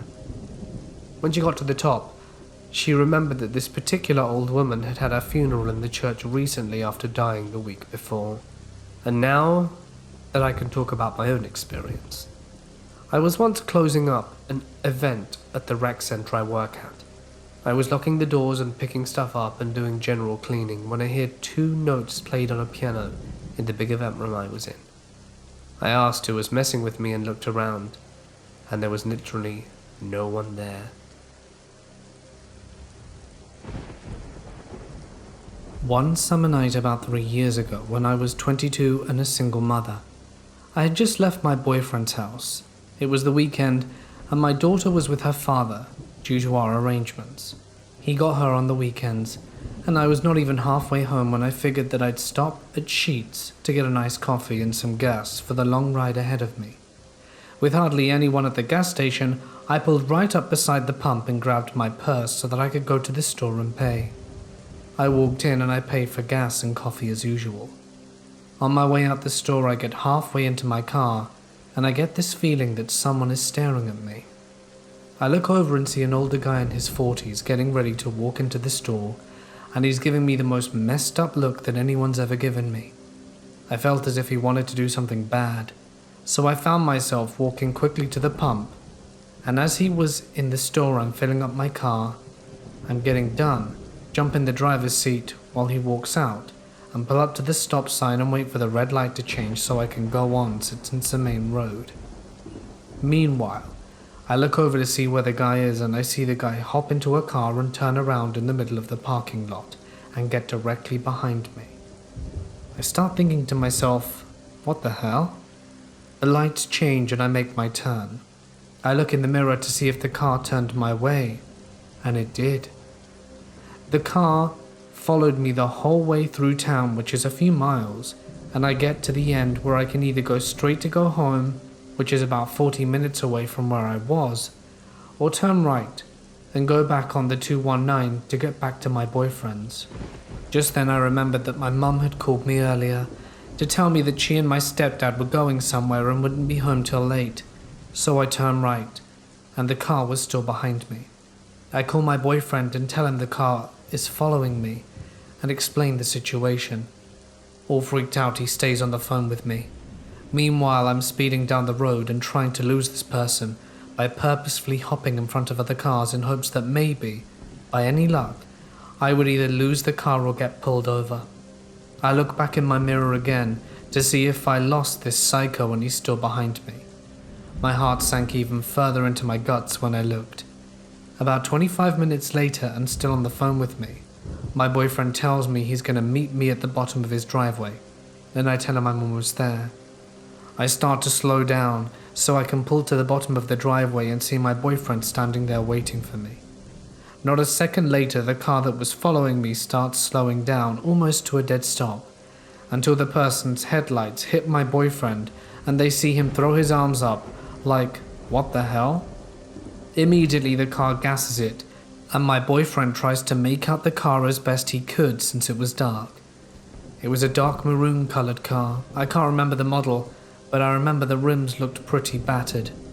I was so anxious, but yet at ease that my boyfriend just saved me, and that I was safe again in his arms. To this day, I still can't stop thinking about what would have happened to me if I'd have just gone home, especially considering where I lived and how many miles away it was from the middle of nowhere.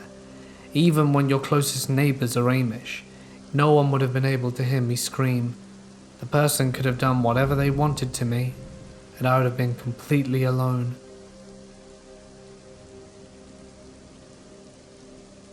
I was a police dispatcher 1 year in college for the campus police, Worcestershire Polytechnic Institute, by the way. It was generally really boring, a small, nerdy school, and not much happened. There was a sheet with codes on it. The codes represented certain kinds of calls. Though I didn't remember the code numbers nor what they represented, it might have been like code 3 is a fight, code 19, officer down, whatever. I took it upon myself to memorize the list. After a while I had it down. Then I never needed to look at it again. One night, as I always worked third shift, an officer radioed in. Code 42, Main and Elm, 33, Brock Road. Code 42? I don't remember that one. Plenty of codes. Half of them were benign. They included common things like filling up your gas tank or noisy complaint. It wasn't always something horrible, so I wasn't too concerned. I casually looked at the sheet. How am I supposed to know what to do without it, you know? But I couldn't find it. Sometimes if it's a bigger deal and the other officers know they need help, they don't wait for me to dispatch them. Another officer will just say, I'm coming, that sort of thing. So when someone did that, I became alarmed. Then another officer did it, then another one. I was flipping out at this point. I had no idea what the problem was and I couldn't do anything. So I was going to call 911 and say send an ambulance, something happened, and while you're at it send a fire truck just in case.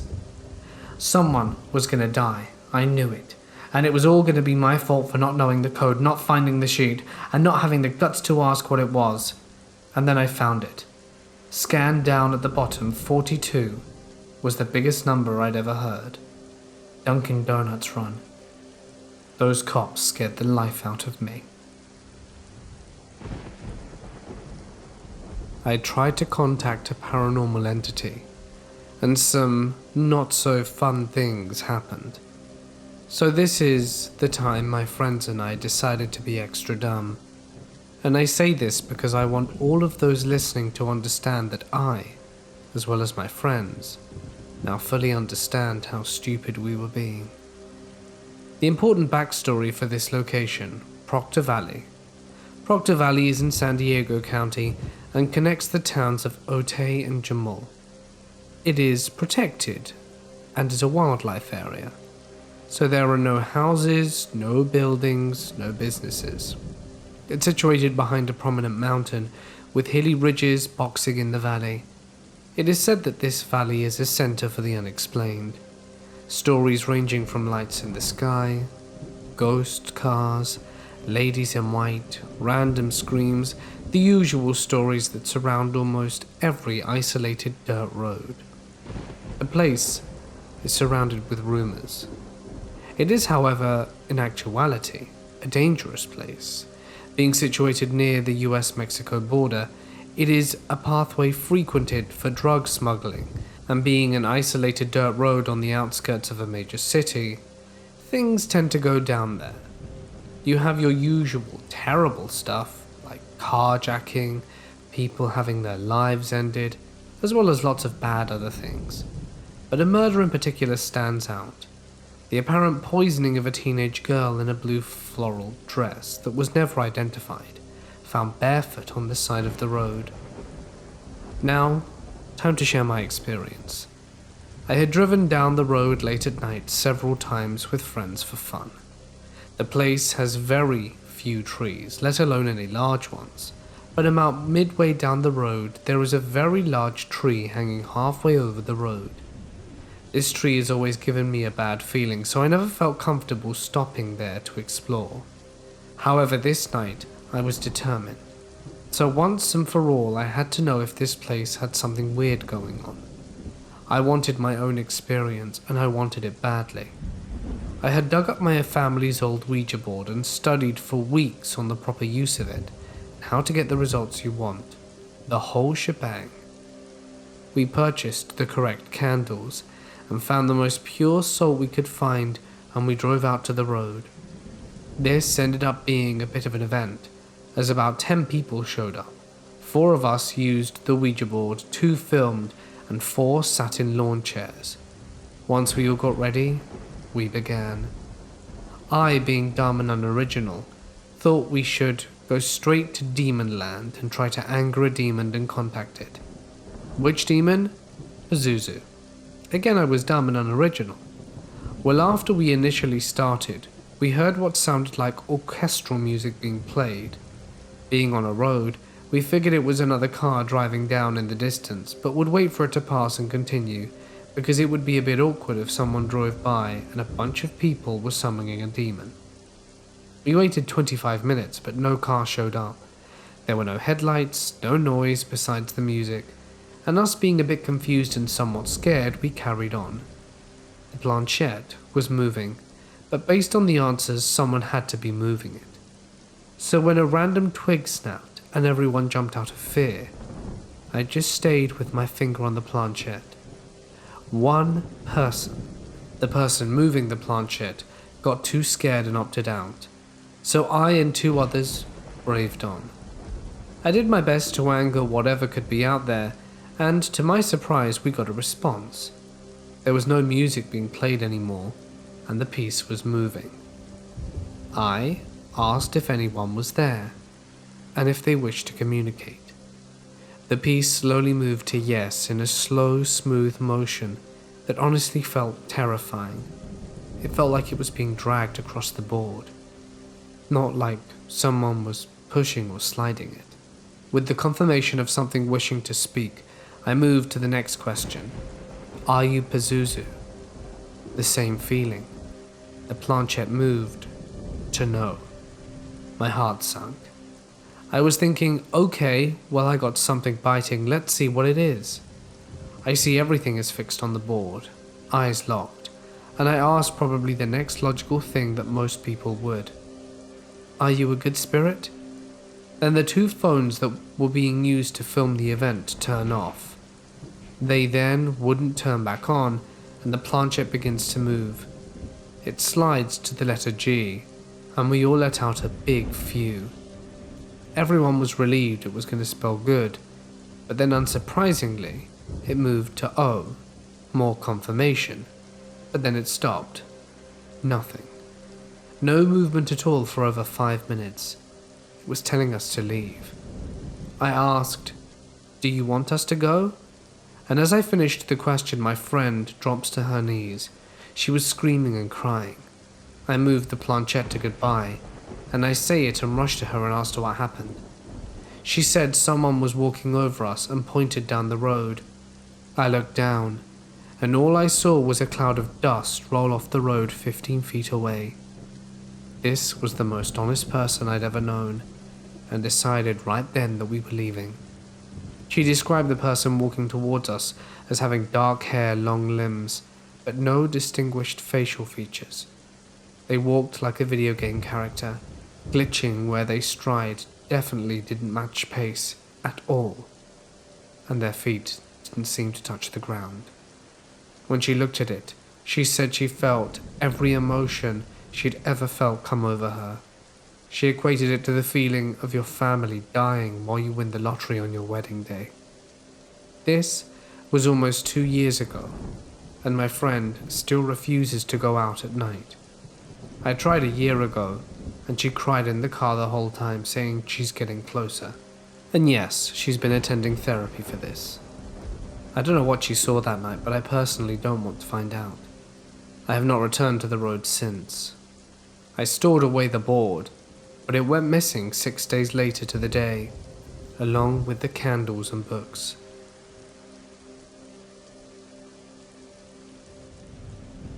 I work in a rural mental health center in my hometown. This happened about a year after I started working there. I was also going to college full-time and only going to work part-time.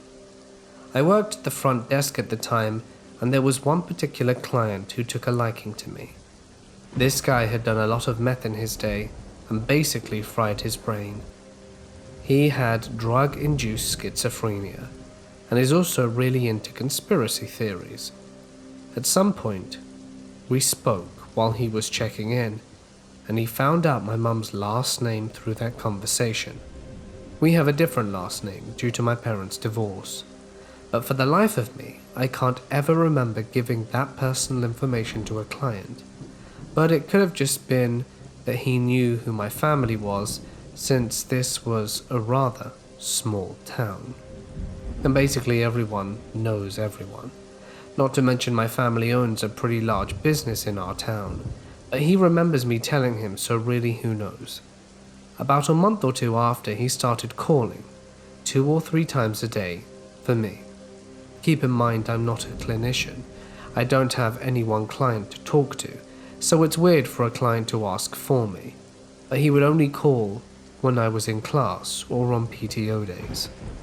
One day his clinician pulled me aside and told me he was concerned for my safety because of this client. The client had come in for an appointment and told his therapist that he had a premonition about me. Something bad was going to happen to me, and he was going to be the one who saved me.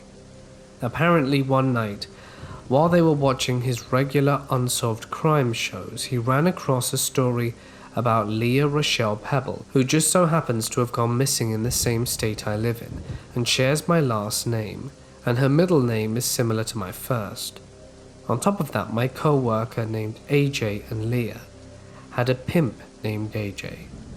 He had gotten it into his head that I was Leah and that I had been taken by my family and my co-workers and brainwashed into thinking who I now was, and as a result lost all the memories from my previous life.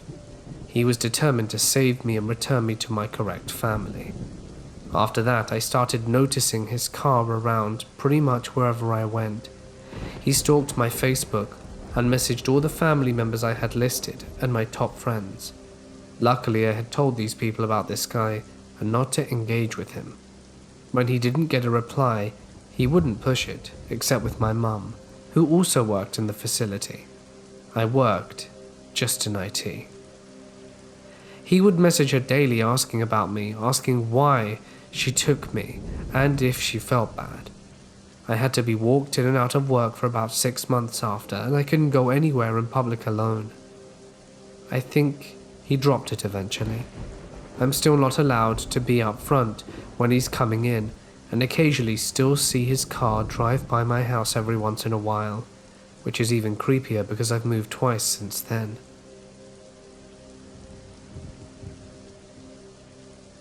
I am a janitor, and this happened about 5 years ago. I've been working at this place for a while now, and I've seen some creepy and weird stuff, and I'm almost always alone, because I lock up the building. When this happened, it was about 5 o'clock at night. Everyone was leaving. I was going to change the outside garbage in front of the building.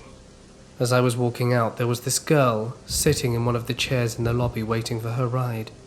I nodded to her and smiled and walked out and started changing the bag. Now the trash can is directly outside the doors, so I would have seen anyone walking out. And there are windows everywhere, so I would have seen people get up and leave the room as well. It only takes me 20 seconds to change the bag. I walk inside with the trash bag full, and I look at the chair and someone completely different is sitting there. It was also a girl. She notices me staring, and, lost for words, she gives me a weird look. "Was there anyone sitting there when you came in?" She gives me a weird look. "No." "How long you been there?" "I was directly behind you when you walked out." "You didn't see someone else there, another girl maybe?" Her face goes white and concerned with a mix of fear. "No, I didn't." I was lost for words and walked back in. That girl was nowhere to be found, and I haven't seen her since. Keep in mind, I've seen a lot of stuff and heard weird things in this building. I've even heard my own name through a podcast, and the lights flickered. Shortly after the birth of my first son, I had a strange experience. While I was laying in bed with my newborn, I experienced that unmistakable feeling of a cat walking across the top of my pillow. I thought maybe one of my own had snuck into the bedroom, and so I sat up to swat it away, but nothing was there. My door was closed and no cat was in the room. At another time, I also fell asleep, laying with my son. I felt a cat jump onto the foot of my bed and walk up to about my knee and stop. I sat up, but nothing was there again. It really freaked me out. It happened maybe 3 or 4 times and then suddenly stopped when our son was baptized. It made me really stop to think, could this not have been a ghost cat after all? But perhaps something more sinister. This story takes place in the summer, after I graduated high school, and I was working at a local gas station. There's more to this story than just being trapped by a customer, but it all builds up to it. This guy and his girlfriend used to frequent the store, but one day he came in by himself. He never gave me bad vibes before, and his girlfriend was super friendly. On that day, I was dressed up, since I was going on a date directly after work, and he jokingly asked if I had a big date that night. Seeing as he had a girlfriend, I didn't think much of it and said I did, and it was with a foreign exchange student I'd been seeing. The foreign exchange student was leaving in 2 weeks, so we were trying to cram in as much time as we could. Well, me and my girlfriend broke up, so when that foreigner leaves, you should give me a shot. I was kind of shook because of how forward it was, especially since I just said I was seeing someone. I politely told him again I was already seeing someone, but thanked him. Little did I know this was going to make work hell for the next few months. He knew which car was mine because all of my co-workers said he only came in if I was working. They never saw him otherwise. Every time he came in, he would ask me out, try to flirt with me and generally harass me about how I looked. We made pizzas as well, and he would sometimes order a pizza and a bunch of other food and just stand there and talk to me while I made it. I once forgot a topping for him and he said, since I messed it up, I had to go out with him now. I said, no, but you do get a discount, and left it at that. On the 4th of July, he offered to buy me alcohol if I went to a party at his place, but I declined. I was 18 at the time, so I wasn't old enough to drink. He literally wanted me to pick out alcohol I wanted at the store I worked at while I was on the clock. Once a man came in and asked, "Are you Fleur?" When I said I was, he said, "My nephew won't stop talking about you. He's definitely got a thing for you." This really got to me, because why the hell was his family talking about me? I've never seen him outside this store, let alone spoken to him. I unfortunately had to work on my birthday, and I didn't want to deal with people, so I took the stock job instead of register. My manager and my one idiot co-worker said happy birthday, and I headed to the cooler. While I was stocking the pop, I heard the cooler door open, turned around expecting to see my manager or co-worker, and this creepy guy was standing there. I was completely shocked since the door says employees only, and all that. I somehow stammered out why he thought it was okay to come back here, and he said he wanted to tell me happy birthday, and that he had something for me. Now I'm absolutely terrified, wondering how he knew it was my birthday, and what the hell he had for me. He suddenly grabbed my wrist and dropped something into my hand. Before I could even see what it was, he was gone. I looked down and it was a small baggie of pot. I could only think, what the hell? I quickly went to grab my manager. The owner hates drugs, and I didn't want to get in trouble, so I thought it was just best to tell him. I was shaking and crying, both because I was still scared, thinking about what could have happened if the guy wanted to do something else, and that I was going to get fired for having illegal drugs in the store. The owner was furious, but he assured me he wasn't mad at me. He told me the guy was banned, and he told me I got to handle it however I wanted. If the guy came in, I would call the owner so he could do it himself, or I could tell the guy. I decided I wanted to tell him myself. Not sure why, maybe I just wanted to let all out the frustration of the situation. The next time he came in, I told him off. I told him that creeping on me for months was inappropriate, especially since I was at work and couldn't be rude about it to him. I told him that nothing was ever going to happen, and that he was a creep, and he made me very uncomfortable. Finally, I told him he was a nutcase for coming into my store, seeking me out in an employees-only section, basically trapping me somewhere where I couldn't run, and giving me illegal drugs that could cost me my job and get me in legal trouble. Told him to get out and never come back. I know this last part sounds very fake, but it really did happen, and it felt really good to be able to get all of that out while I was at work. Not many girls get the opportunity to tell off their creeps, especially while at work, and now I was basically given permission to. I hope we don't meet again. I have taken a number of frightening, stressful, and disturbing calls as a 911 operator. These include, I watched my roommate end his life, and he's still breathing. The roommate lived long enough to be transported but died shortly after. My husband has PTSD, and he has a firearm. In that one, I managed to get the wife and child out of the house safely, but the husband didn't make it. Or the non-English speaker with a choking baby. There are delays in getting interpreters conferenced in, perhaps the sound of a gunshot in the background, but the list goes on. But the majority of the calls we process are routine. Even the emergencies we have, the cavalry at our fingertips, and the capacity in most cases to get the right help to the right location in the right amount of time. This means that heart attack dads, or car accident mums, or fighty, drinky neighbors usually aren't even a blimp on the emotional radar.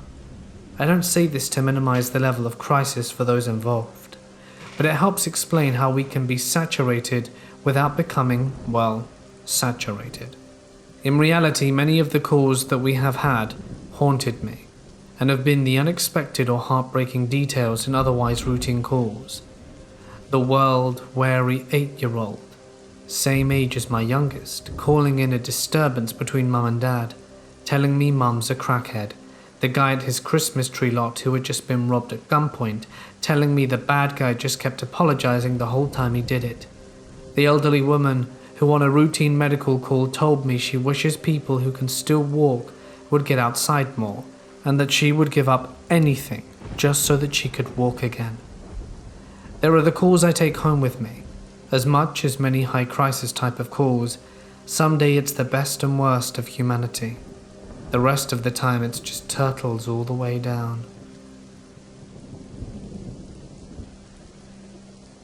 When I was in my senior year of high school, one of my friends had a Ouija board that we would play with often. One night we decided to play the Ouija board at the cemetery because we wanted to see what would happen. We believed in the paranormal to some extent, but we were also skeptical. We just wanted to have a good time and hopefully get spooked.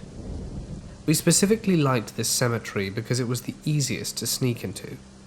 Its fence was a very low, short wall that you could hop over.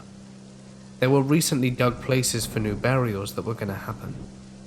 We played a few times and spoke to some ghosts, nothing really scary or weird. We asked them if they were alone when they died, what their names were, etc. While playing, we started sensing this really awful smell, like rotten eggs and dead animal. We looked around and assumed it was coming from the holes that were freshly dug. We eventually left it because we got bored and the smell was gross. When we got in the car, we took off our shoes and started to sanitize our hands. That smell suddenly appeared out of nowhere. It was very strong. It smelled like death. We kept putting hand sanitizer on our hands, and when we would sniff them, it still smelled like it. After realizing the smell would not leave our hands, we all of a sudden got a chill and began screaming. We were all screaming inside my friend's car like girls from a horror movie. We finally calmed down and my friend turned on the engine and we bolted. We eventually started laughing because the whole ordeal was pretty funny, and we got what we wanted. But we'll never forget the smell and how it wouldn't leave us be. My dad died in 2016. I was able to spend a lot of time with him before he went, and my brother and I set him up in an amazing care facility in Australia, where he was for a few months before he went. The place had a small cafe with a barista, and I would frequently go and grab us a coffee. Dad couldn't walk anymore, and I was having a hard time getting him to a wheelchair to take him out of the room and outside. He also wasn't eating much or interested in much of anything. This was all pretty normal for someone who's dying. I knew he was, and I knew he'd go pretty soon, but nobody else seemed to think so for some reason. Anywho, I asked Dad if he'd like a latte, and for the first time in a few days he said yes. I was excited he was interested. So I headed over to the cafe, got us both a coffee and headed right back. I walked into the room and said, "I've got your coffee, Dad." I noticed Dad was staring into the far corner of the room. He looked from the corner of the room to me, and when I walked in, then after I spoke, he looked back to the corner and back at me and said, "What about Mum?" My mum died in 2008. Now, since I've seen ghosts and a bunch of weird experiences, I'm all aboard on this train, and without missing a beat, I look at the corner at him and say, "I can go get a coffee for Mum as well, no worries." And Dad looked from me to the corner, back at me, the reality clearly dawning on him. Then he quickly shook his head. While my dad did have some confusion when he first came to this place, he settled down pretty quick. He didn't see anything else after he mentioned that, and was lucid right up until the end. I'd like to think that my mum did come to see him off.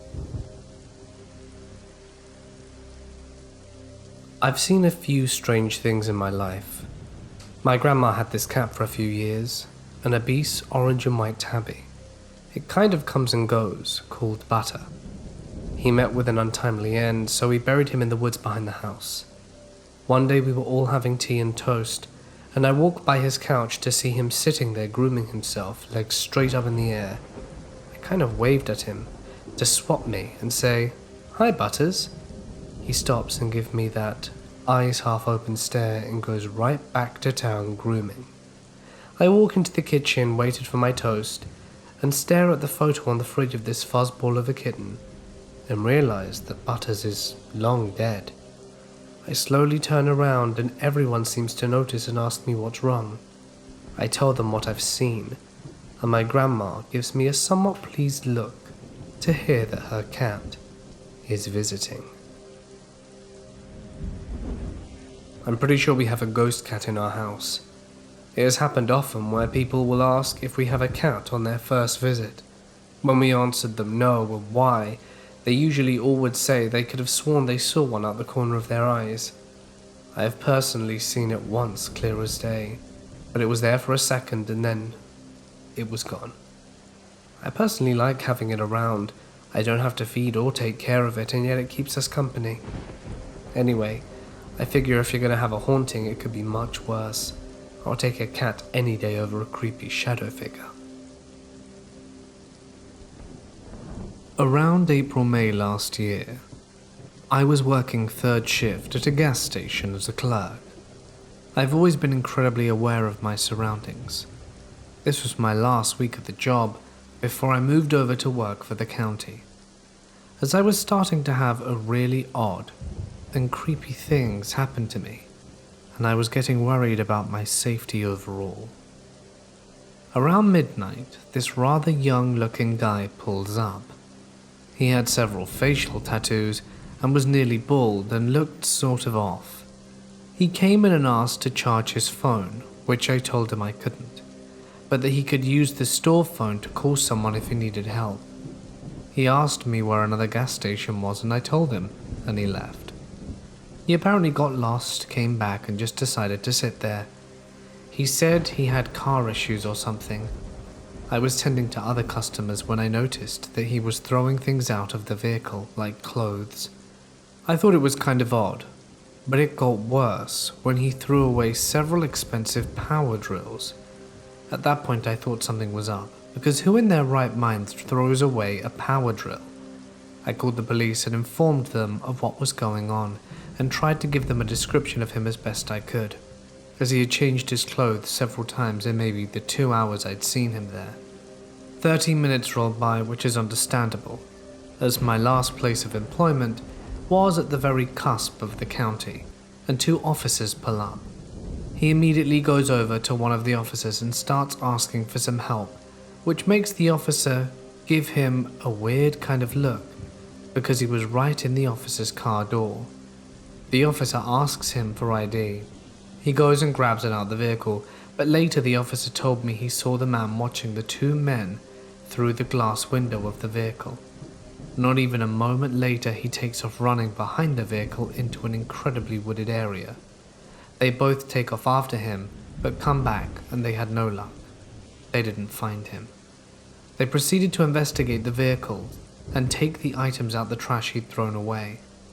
Eventually another officer comes out as well, and a tow truck, and they all try and get into the vehicle, as there's a small piece of paper covering the VIN, and there's no tag on the vehicle. After they get in, and they give the VIN back to dispatch, it comes back as stolen. At this point I had my father sitting up with me at the store because I was frightened, in case the man came back and tried to hurt me for calling the cops on him. It was about 4 a.m, and my boss was coming in to count the safe. Well, at that point the cops left, and the tow truck, but I had my dad stay in the parking lot until I got off because my manager was in the locked office and I didn't want to be alone. Now this gas station was right off the interstate, and the other gas station the man was trying to get to was also off the interstate about 3 miles west. When he ran east. I found out that day at some point during the night he had walked along the interstate, gotten to the other gas station, and he stole someone else's vehicle at the other gas station. That gave me chills. As far as I know from talking to the original officer that he walked over to when they first got on scene, he was caught about a week later in a high-speed chase. But for my sake, creepy face tattoo guy, let's not meet again.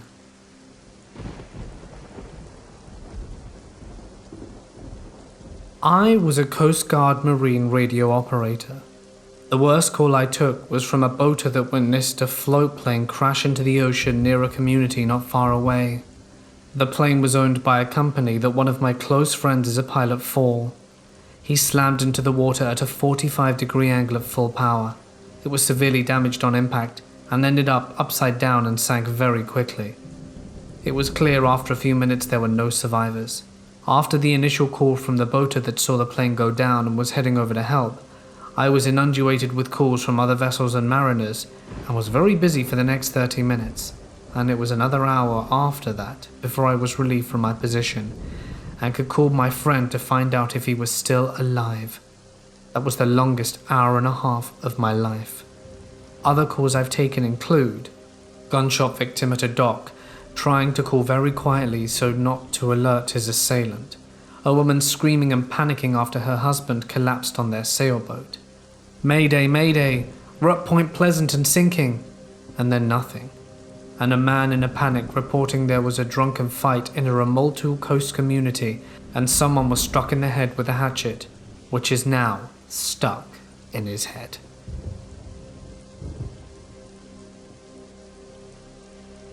Outside my town, there is an old abandoned orphanage and a memorial for all the children that were abused and passed away.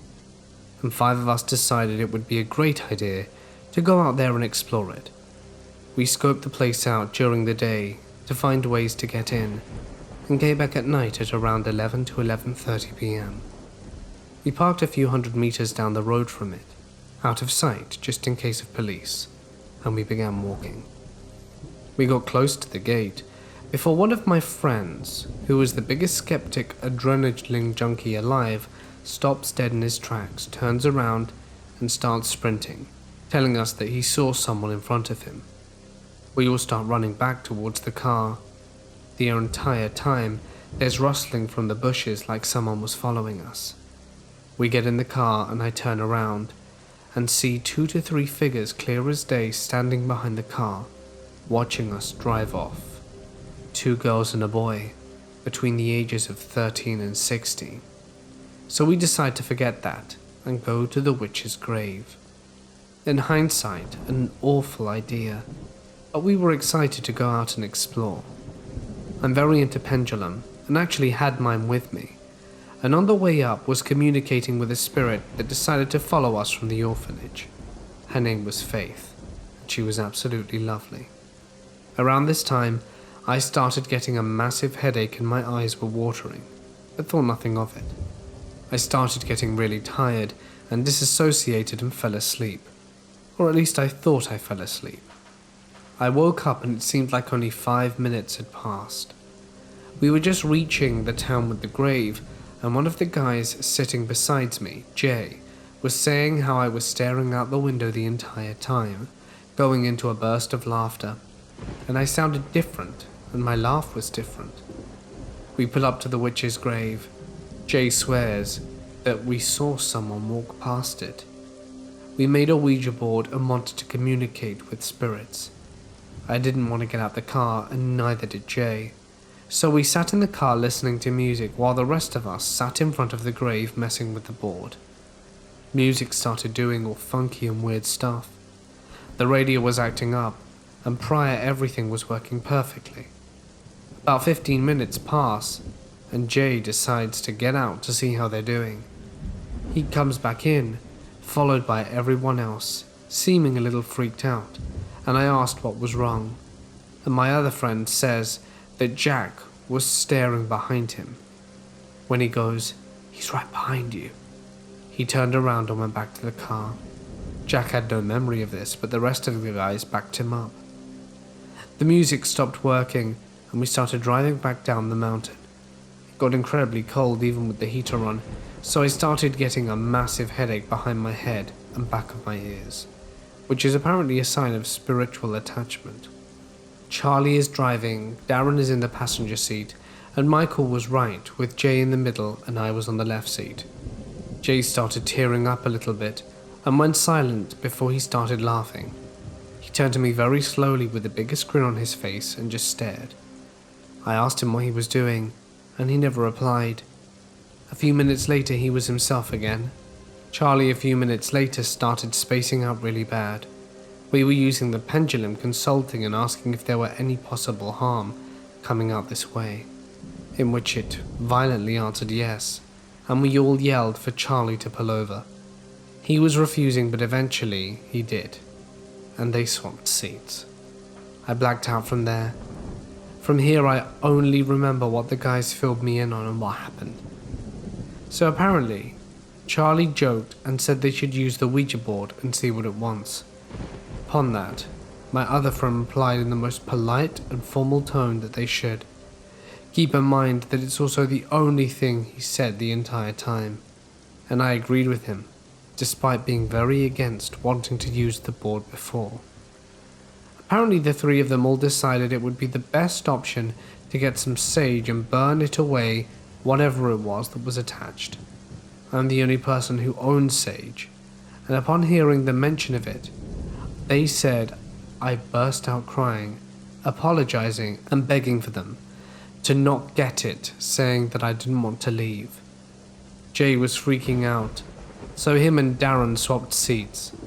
Darren's family is a line of white witches, so apparently he tried his best to bless both Charlie and myself, in which my responses to that were violently pushing him off me, thrashing about repeatedly and saying no, and very coldly and calmly saying, I don't like that. Darren is like one of my best friends, and I hold no ill will against him. So they do the sage. I let them in, and flat out refused to touch the sage and stood very far away from it. I got in the car and headed towards the riverbank. It was pliant but very slow to follow. They described him to be a zombie, my other friend. I was resisting, hesitating, crying and refusing to follow them, so they practically dragged me along. As soon as the sage was lit, they told me that I bolted and got as far away from it as possible and tried to jump over the edge of the river. They had to grab me and forcibly hold me and drag me in place. They said I was crying violently and that this would be over soon. I wake up. I was on the ground, still being held, with Darren raving the sage around me. Charlie checked on his phone and the first thing he said was, "It's only 1 a.m. 2 minutes ago." I felt confused and disoriented and tired. So of course, the best action for all of us was to go home and sleep it off. I stayed with my friends for the night, woke up the next day feeling like I just drank 2 bottles of vodka and went home. I still felt awful, so I went home, the headache behind my ears, and that still wasn't good. I felt cold despite having no fever, and it was a warm day, and I was wearing a hoodie. I was hearing knocking noises and footsteps outside my door. I had bad heart pain, I was throwing up, and my nose was bleeding badly. My friends messaged me saying that there was something wrong. Their mom was concerned about me, and they were coming to get me. So I went with them back to theirs. I explained to Jay's mom and dad what happened. Jay's dad, who doesn't really believe in this kind of stuff, but both of them had had paranormal experiences before, told me to go outside and stand on the grass, barefoot, and ground myself. That kind of worked. My other friend also turned around to stare at the gate because we both heard and saw something, and Jay's mum later confirmed that she saw it too. Ever since then, I see and hear things 100 times more than I used to, and I always carry obsidian with me.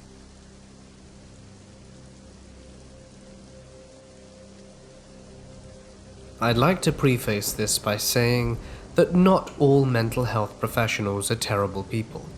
Good doctors and good medication saved my life. I didn't grow up in the US.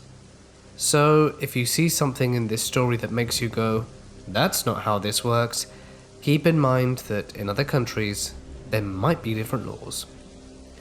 I was a troubled kid.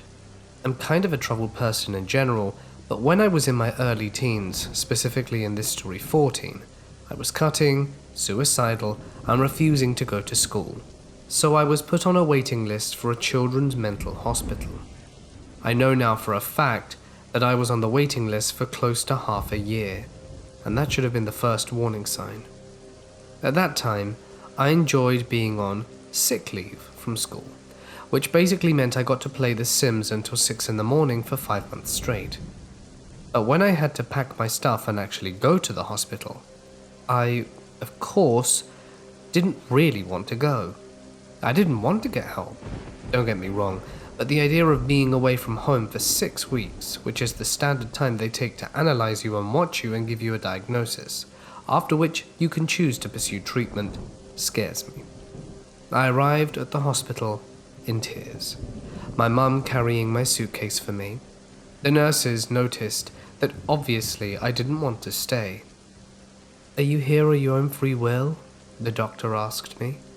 I shook my head. They just shrugged it off, saying that they could get a judicial decision forcing me to stay here. I never got to talk to a judge. I never got to defend or explain myself, and as far as I knew, my parents didn't talk to a judge either. A judge glossed over my medical history and then signed a piece of paper that forced me to stay in the hellhole for the whole 6 weeks. The contents of my suitcase were searched, and I remember feeling like I had just arrived in prison. The first terrifying thing happened on my first night. As a cutter, my arms were in horrific shape. When my wounds healed, they'd itch.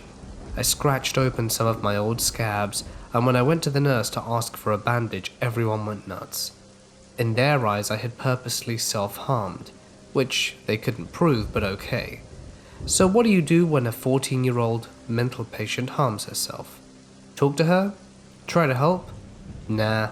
You take away all her jewelry, a necklace from my mom, a bracelet from my ex-girlfriend who, at the time, I still had very strong feelings for, and sent her off out of her room for 24 hours. The timeout room was a small room with a big window that could just barely fit a bed. If I had to use the bathroom, I had to ask a nurse to accompany me. And no joke, at one point I was in the bathroom with a nurse standing guard in front of the door. She asked if I was doing okay, and I sarcastically responded with, "No, I'm cutting myself with toilet paper." She goes, "Really?" and rips open the door. All of my clothes, including my underwear and my PJs, were taken from my room and kept in the front office for the time I stayed in the timeout room. So whenever I needed clothes, I had to go up to the front office and ask for them. But apart from having to ask for clothes and bathroom trips, I was left completely alone in that room, and no one ever came to check on me. Getting out of the timeout room wasn't a lot better. For the first 2 weeks, I had horrible stomach problems. I would get up multiple times a night to use the bathroom, which, by the way, you didn't have one in your rooms, you had to walk down the hall to the bathrooms, because my stomach kept me up all night. I would often not get enough sleep, and would end up sleeping through the day, which led me to not taking part in the group activities. And instead of, I don't know, waking me up, I was scolded, and I quote, "If I was up all night roaming the halls, I'd be tired too.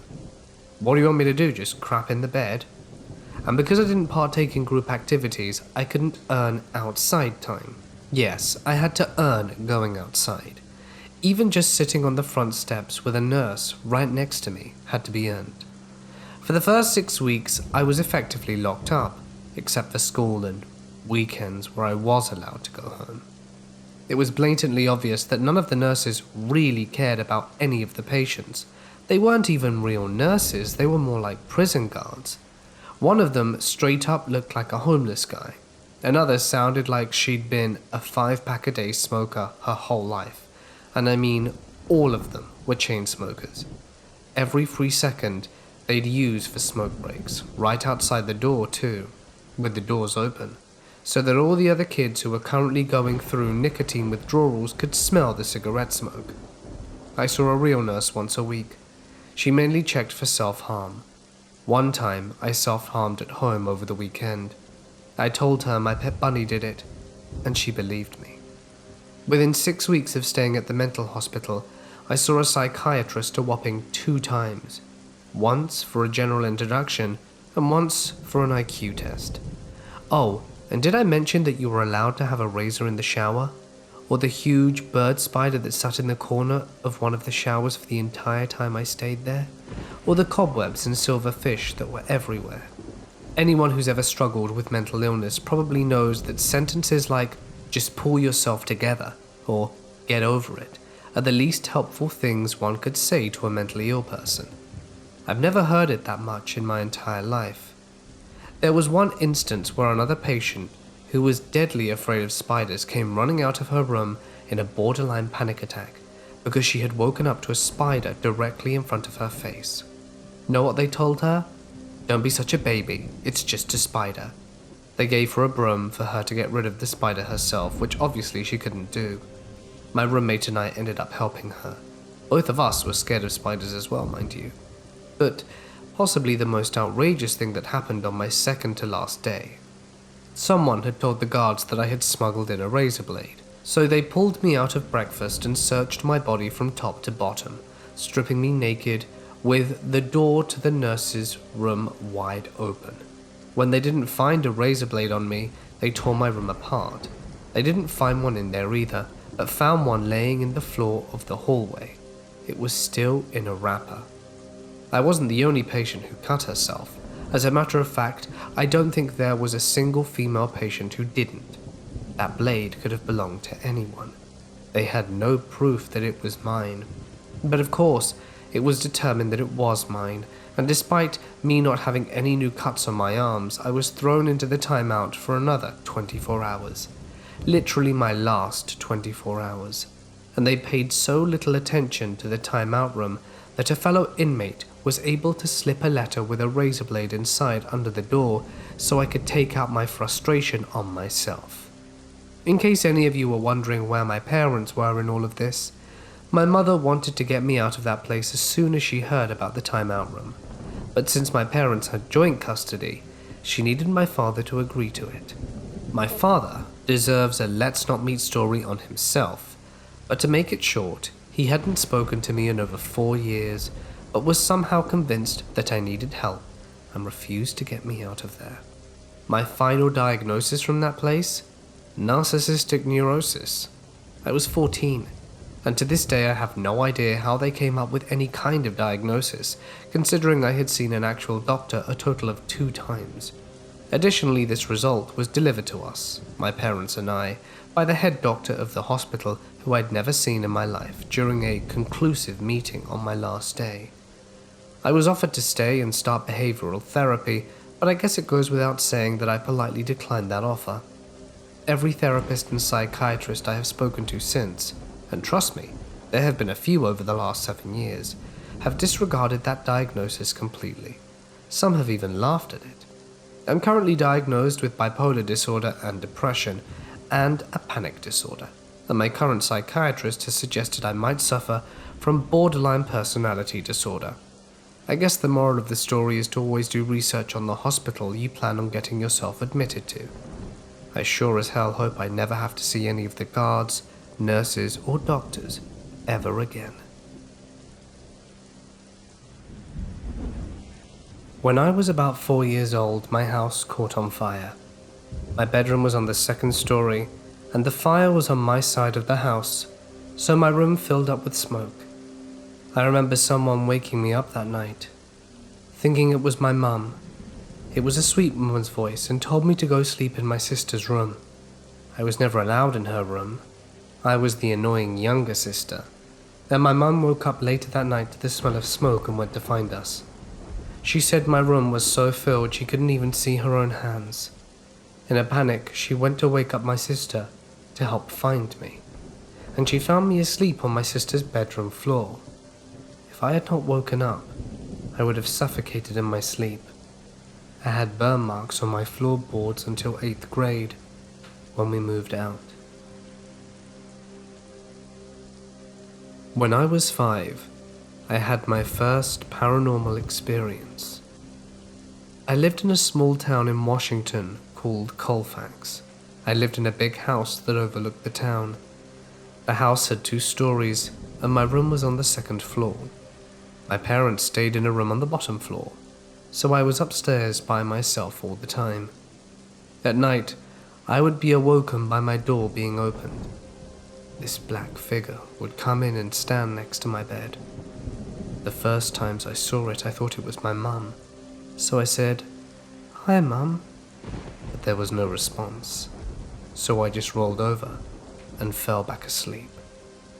I asked my mum why she would come into my bedroom at night, and she got a confused look on her face and said that she never did that.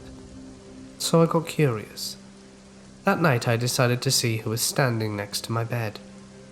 That night, when the figure came in, I looked at it in the eyes and realized that I couldn't look into its eye. It had none, or face for that matter. It literally had no face. It was just this black void that seemed like it was endless. I laid there frozen in fear and just stared back. After a while I gathered myself again and continued to just lay there because I wasn't doing anything. I wasn't afraid of it, because I figured if it wanted to harm me, it would have already done so.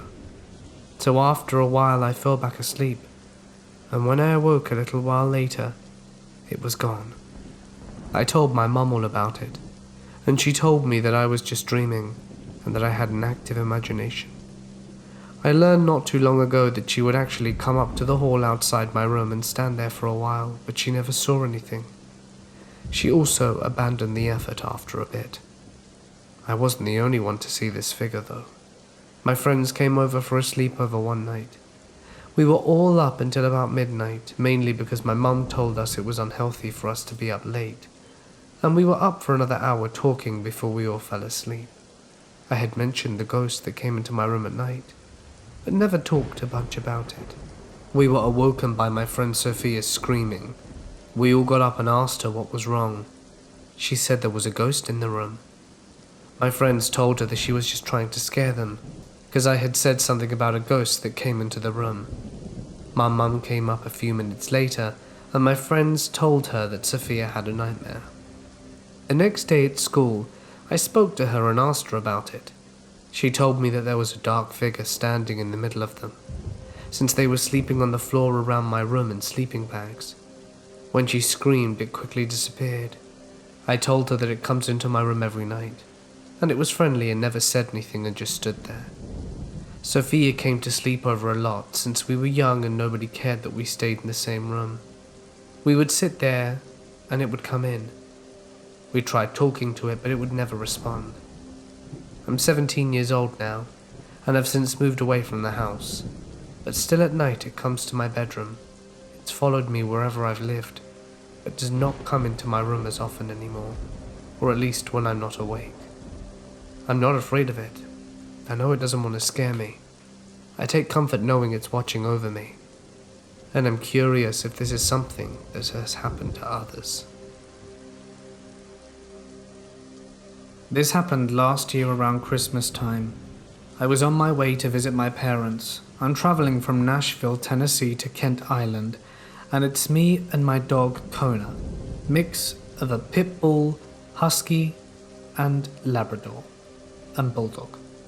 I'm a tall, fairly well-built man, and it's about a 12-hour drive and it sucked. When we got to around Harrisonburg, I was tired and Kona needed to go potty. I also needed gas, so I pulled into a gas station around 10 p.m., pulled up to a pump and started getting gas. While the gas was going, I left Kona in the car and went inside to get some food and a much-needed Red Bull. When I walked out the gas station, I noticed a slender, raggedy man standing by my gas pump. As I reached my car, the man tells me that he's homeless and needs extra clothes, given that it's very cold outside. I'm empathetic. However, I tell him all I have in my truck are presents for my family and my little amount of clothing for myself. I apologize, tell him I can't help and wish him luck. He says that he noticed I had boxes in my truck and that anything would help. I tell him I have no clothes for him, but offered him the food I just bought at the gas station, but he refuses. He growls, agitated, and asks if he can have the heavy coat I'm wearing. Very nice pea coat that was a graduation gift from my mum. And I tell him no, and that I need it. He starts yelling and telling me that I'm spoiled, living off my parents, untrue, and I'm frightened, and Kona jumps into the driver's seat to observe. He reaches out to grab my shoulder and I back up and bump into my truck. He approaches it about 1 foot away from me and says, "I said I need your help," loudly with one hand on his pocket and the other on my shoulder. At this point, Kona goes mental, starts barking at the man and snarling her teeth. I can hear her bark, and so can he. He looks at Kona and I tell him to leave me alone right now or else. I'll open the door and my dog will tear you apart. This seemed to do the trick. He backed away and I quickly opened the door and hopped in, forcing my dog out the driver's seat. She's still going nuts and I wait until he's far enough away to put away the gas pump. I start to drive away on this side of the gas station and see the same man jump into the passenger side of a dark SUV. I was going to get my dog a big steak, but 5 minutes later, she crapped in my truck, so I think she was scared. Anyway, let's not meet again.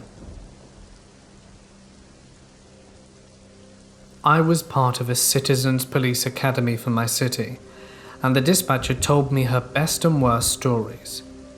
But I'm only going to share the worst. A man called and said his girlfriend had ended her life. Police responded and found her in the tub, having bled out. After interrogating the boyfriend, this is apparently the timeline. Girlfriend is pregnant and early 20 years old and didn't want to have kids, at least not then. This wasn't her first time, and she did the same thing she did last time. She got a hanger and tried to take care of it. Again while he was playing video games. Well, she apparently messed up and bled out there in the tub. After he hadn't seen her for a while, he checked and found her in that state, and then went and called the cops. She essentially stabbed herself while he was distracted by video games and bled out.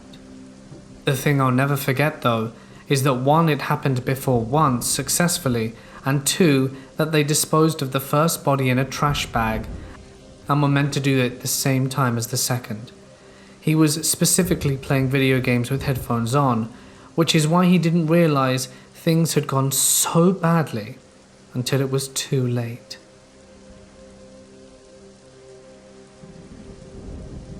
In my life, I have neither seen or felt anything I would classify as paranormal. Yet, I do believe it does exist, except what I decided to call the window episode and some Ouija tests. Here's my story. It must have been during high school. I was home just after being left alone by my father and brother, so I decided to make something to eat for myself when I heard it. Some rather strong knocks against my window. I assure you I was convinced my father or brother were back to get something that they must have forgotten, and just warned me of their presence. There had to be someone around the window. But there was nothing. No one. I checked all the windows in the house, but still nothing. So I just freezed for a few seconds, not understanding what happened. Was it bugs? Is it impossible for an insect to cause such a loud noise multiple times? Birds, perhaps? The wind? In any case, could it have been the neighbors? But then again, they live on the opposite side of where my brain has located the sound, and I have definitely recognized the noise that my windows could produce. I had thought about this during at least more than 1 year, searching for any explanation, but there was still none. But there are 2 elements drawing my attention in this episode. First, I heard the noise a bit after being left alone, as if the thing that caused the noise was heading towards me and just waiting for me to be alone. Then I recently noticed that the window episode coincides with the period where I made a Ouija with friends. It wasn't a very troubling experience. The glass was moving, forming more or less credible answers, that's all. But if the window noise is linked to my Ouija experience, I admit it's a bit more troubling. I have to talk about this with my friends. I have to talk about this with the friends I made the Ouija with. None of them gave me any other explanation, and I haven't told my family this. Not even sure if they take it seriously.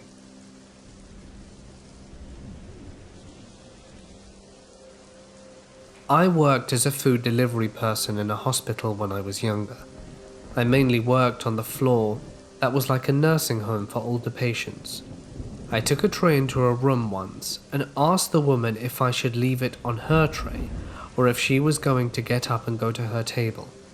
She told me not to bother because she wouldn't be needing food anymore. I was required to leave it, so I just said okay and left it on the table. I went back about an hour later to pick up trays and her room was empty. she'd passed away. I'll never forget that. I used to work med-surg. Sometimes when the ICU had room, they'll put some overflow patients down there, and we'll float down to take care of them. About 3 or 4 months ago, I floated down there. It was great because I only had to manage 3 patients, and I'm used to having 6 or 7. I hear some commotion and yelling down the hall, so I ran down there to see if the nurses needed help. I get to the room and see the nurse tech backed against the wall crying, and 3 ICU nurses trying to hold this man down, while a 4th gives him Altivan. Apparently he was withdrawing really bad from both alcohol and narcotics. I listened to him and realized what he was freaking out about. He was trying to sit up and scoot back, and he's screaming, "My legs, let go of my legs, you're burning me. Guys, it's trying to pull me off the bed and it's burning me." His legs were in soft restraints, and the nurse by his feet was trying to check to see what was wrong with them. But she wasn't pulling on them at all. But even when she wasn't touching his feet, he was screaming. Because someone wouldn't let go and they were burning him apparently. Almost like a demon was trying to pull him to hell. He died within about an hour and a half of that. I don't know why, but it scared me so badly that I thought I was going to puke for the rest of the night. My dad is a doctor. When he was a resident, he attended a woman who was in an ATV, the 4-wheeler type. It was a big accident. After a few surgeries, they managed to stabilize her. My dad didn't perform surgeries, he just assisted. A few days later, when he was doing routine checkups on her, she was awake and he came in the room. My dad asked her a few questions, and after a few of them she interrupted him, sat down on the bed and said, "You're a really good doctor. You've done what you can, but it's of no help. I'm going to die very soon." My dad claimed she looked very pale and said those words very calmly, and died a few hours after that. I have cared for many elderly residents passing away, but my favorite story was a sweet lady called Vi. She was very weak and just beginning the process of actively dying. We were trying to pull her nightgown up to make sure she was dry, but she started fighting us tooth and nail to keep her gown down, while she stared into space. She'd never given us any lick of trouble in the department, and she had no modesty issues with the staff. We waited a couple of minutes and tried again, but she kept looking at the ceiling and batting us away with her hand. She was stone deaf, so there was no point explaining ourselves. Finally, on our 3rd attempt, Vi motioned with her hand and shouted, "Not in front of the angels."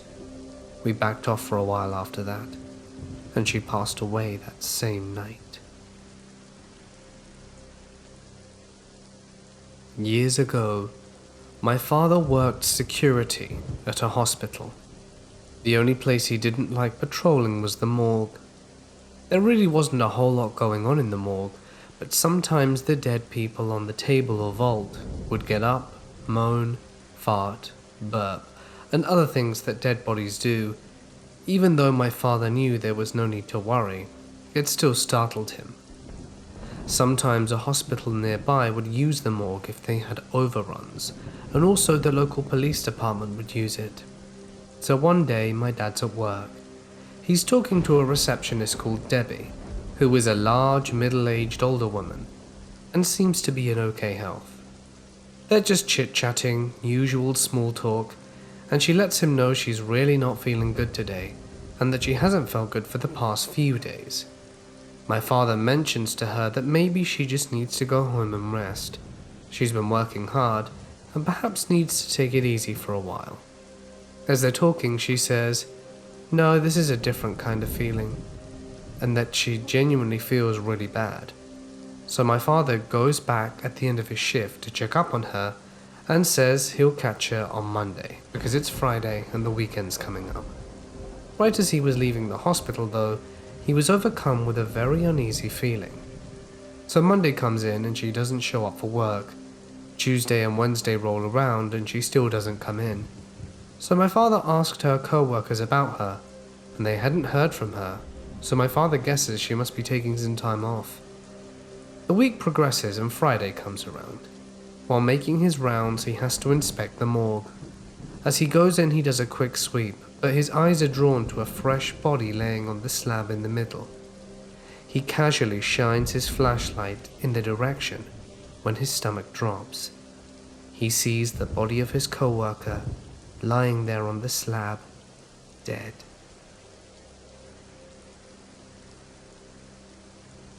When I was a kid, I spent a lot of time at this house that was the headquarters for a small theatre company that I worked for. There were several stories that people had about seeing various ghostly things there, but one of the ones that kept coming up was a ghost cat that a couple of different people claimed to have seen. Now fast forward to 2 years ago, my girlfriend and I were staying at the house for a few weeks while we were working on a show. She had only become involved at the theatre recently, so I didn't know any of the old stories. There was an actual cat living there at the time, and we always slept with the door closed because we're both allergic. So one night I wake up to get her out of bed, and she's saying something like, "Come on, Persephone, get out of here." Then bend down as if to pick something up, then gasp, then a moment later climb back into bed. The next morning she told me she had a dream where she heard the door open and she got up to see a cat in the room, and figured Persephone had pushed the door open to come in. So she got up to pick her up and put her out again, but as she reached down to grab the cat, it disappeared. Since that's not what's supposed to happen, she figured it was still a dream. So I said to her, "I think you met the ghost cat actually." And she was like, "What ghost cat?" So I told her the history of it, and she asked me to describe what people had seen. A white, short-haired cat, as opposed to Persephone, who's a grey and long-haired. At which point she sort of freaked out, because what she had seen had appeared to be white, but she had just assumed it looked that way because of the lighting. I live in the downtown area of a pretty major city. My street is relatively quiet, but I can't say so much for the surrounding neighborhoods. My city as a whole is infamous for drug activity and armed violence. We also have an increasing number of homeless people, as our shelters have almost all closed down. I've generally never minded. Stuff happens, and I didn't grow up in the best of circumstances either. I would never stereotype anyone based on their housing status, and I was even involved with a homeless outreach program at the time. I left and never went back after this, and I've been hesitant to help anyone since. It's 10 or so at night, and I'm heading to my partner's parents' house, about 30 minutes away from my own. I get about 2 blocks away before remembering I need gas. I'm not too fond of the idea of stopping at a gas station near my apartment at the time, because it was quite late, but I wasn't going to make it all the way out into the suburbs without it. So I pull into the one of the not-so-great parts of the neighborhood, but it was brightly lit and there were a lot of people walking by, so I try not to think too much of it. I get my gas and go to grab a few snacks. When I come back out, a tall man in a dark coat and a brown beanie started casually chatting to me.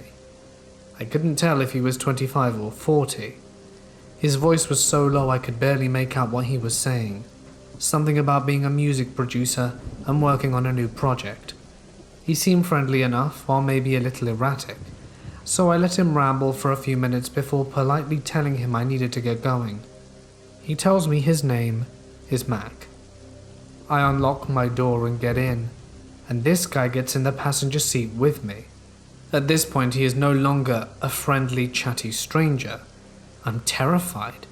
His demeanor hasn't changed though, and he's acting like it's the most normal thing in the world. While I've had more than my fair share of encounters with creeps, nothing like this has ever happened to me. I don't scream, I don't tell him to piss off. I sit there in fear of what he's gonna do if I resist it. "I need money for my son," he says. "He's in the hospital with a gunshot wound. His mom's waiting for me." I know this story is a complete and utter farce, but I just want him out my car. I give him what little I have in my wallet and tell him I need him to get going. Can you drive me to my friend's house? It's right up the road. What? Isn't he supposed to be going to the hospital for his son? I tried to decline as politely as possible and tell him my boyfriend is waiting for me, and this opens the floodgates to a bunch of personal questions about my life, what my boyfriend and I are going to do when I get there, and extremely gross, unsolicited comments about my body. I've tried to block out his exact words, but it was incredibly vile, and at this point I'm sure that this is the end. I'm trapped in my own car. The gas station parking lot is empty and I can't call the police, and even if I could, would it be a bad idea? I wish I could tell you I had some genius idea that helped me to get out of this, but I didn't. I'm panicked and frozen, and finally agree to take him to where he supposedly wanted to go. He has me drive around this neighborhood, winding through dark side streets with a lot of seemingly abandoned houses for what seems like forever. He finally had me stop in a parking lot of a beauty salon where his friend supposedly works, and is going to get a ride with her to the hospital. The parking lot is on a very busy street and brightly lit. If he were going to end me, he picked a terrible place to do it. He was all over the place and speaking rapidly. Little details of his story kept changing consistently, as he's clearly high as a kite and probably mentally unstable too.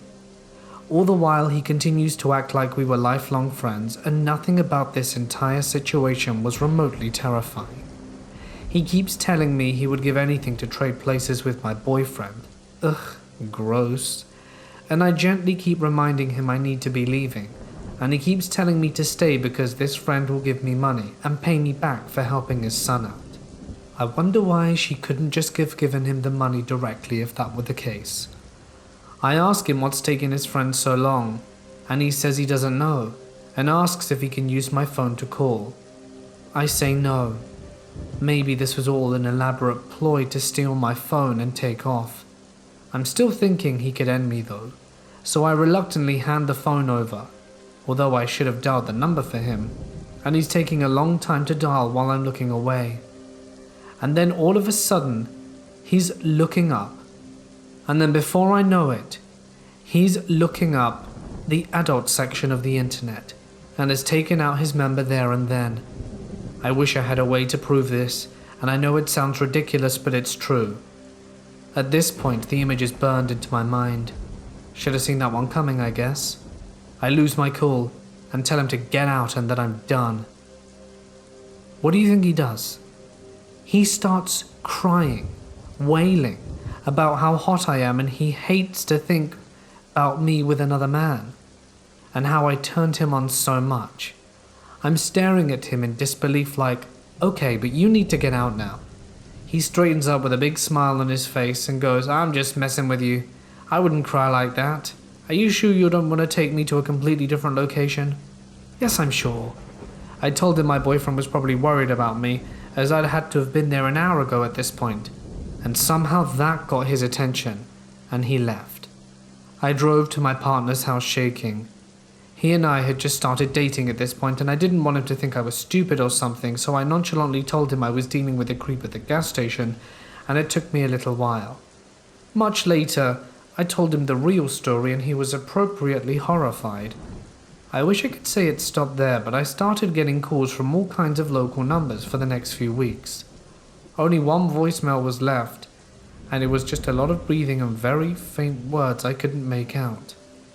I'm creeped out by this, but tried to dismiss it as paranoia.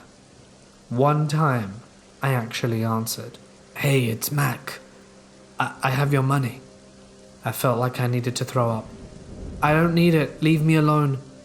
I hang up as he starts rambling about how beautiful I am, and all this other stuff. How he can't wait to see me again.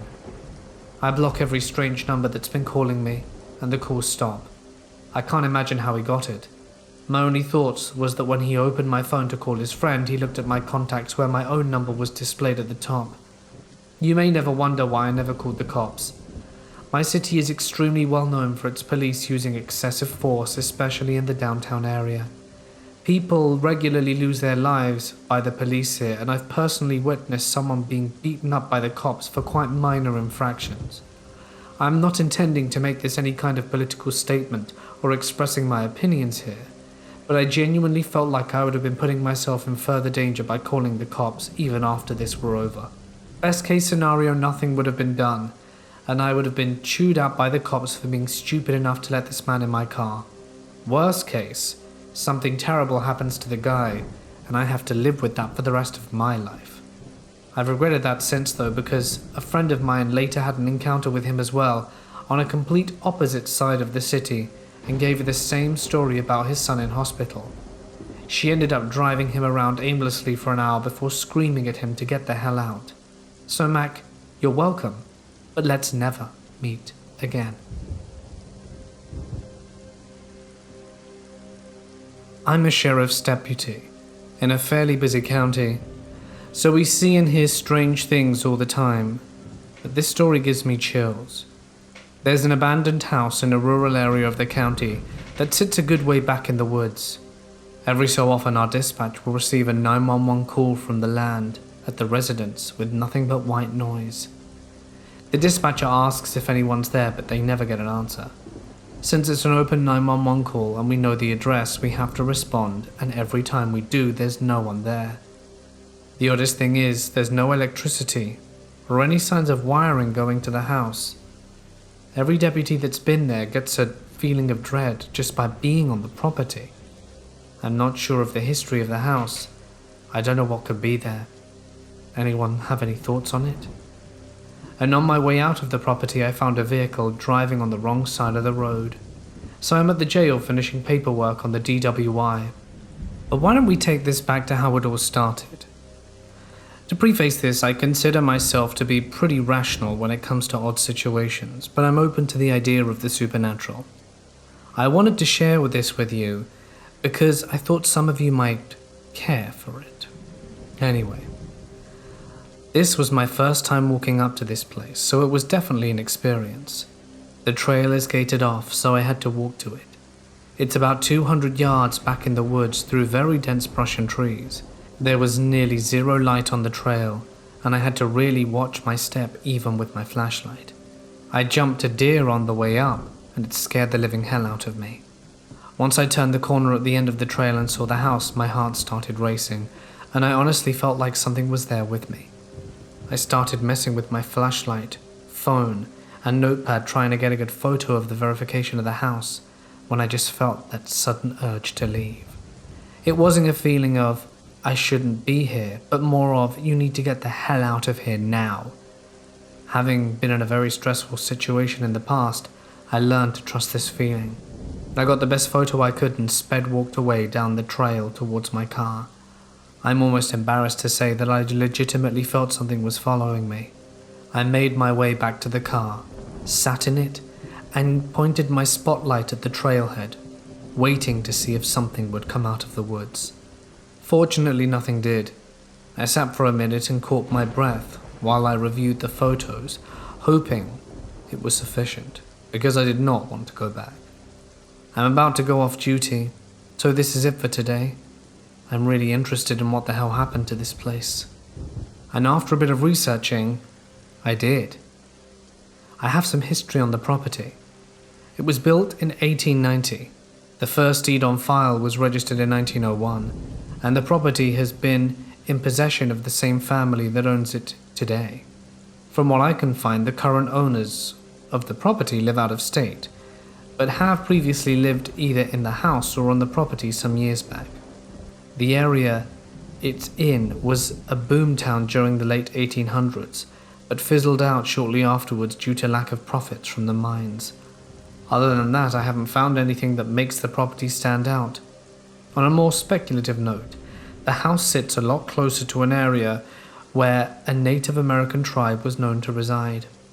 I don't know what's happened there, but there's definitely some spooky activity.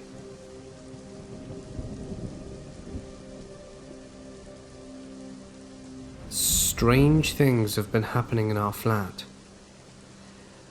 So for starters, I am a practicing pagan and have been my whole life. I am no stranger to the paranormal. I regularly sage our home or bless it while burning incense. We frequently have windows open, allowing a breeze through to whisk away any negative energy. I have a lot of experience with Ouija and seances. What I'm trying to say is that I'm not new to this kind of thing, but I'll be damned if they don't freak me out. I moved into the flat on the 14th of December 2018. When we came to view the flat, I immediately felt a positive energy. It was like I belonged there with my little one. The energy remained positive for the longest time, and little things happened. For example, I'd put my phone down in the living room, pop up to check on my daughter, come back and my phone would be nowhere. I would spend the next 10 to 15 minutes searching for it everywhere to no avail. Then I'd go back to where I had left it, and you guessed it, right there it would be. Now, of course, this could be put down to simple absent-mindedness on my part, but after it happened not only to me but also my fiancé and friends who regularly visit, I'm inclined to believe it's something a bit more. I own a Ouija board, just a cheap little thing. I store the board in the living room, currently on the bookshelf and the planchette in my kitchen with my other witchy bits. It would frequently fall off the bookshelf or the fireplace or the TV shelf, regardless of how it was placed. And of course I have no logical explanation for this. One night after my fiancé had moved in, our daughter was at her dad's for the weekend, and my mum was over for dinner and we did a séance. My mum and I have conducted and practiced in many séances over the years, so we're not just kids messing about, and I can't stress this enough. We were slow to start, the energy was low, but we soon had something come through, but it was sluggish and easily confused. It was finally able to tell us that it was not alone and that something was stopping it from communicating with us.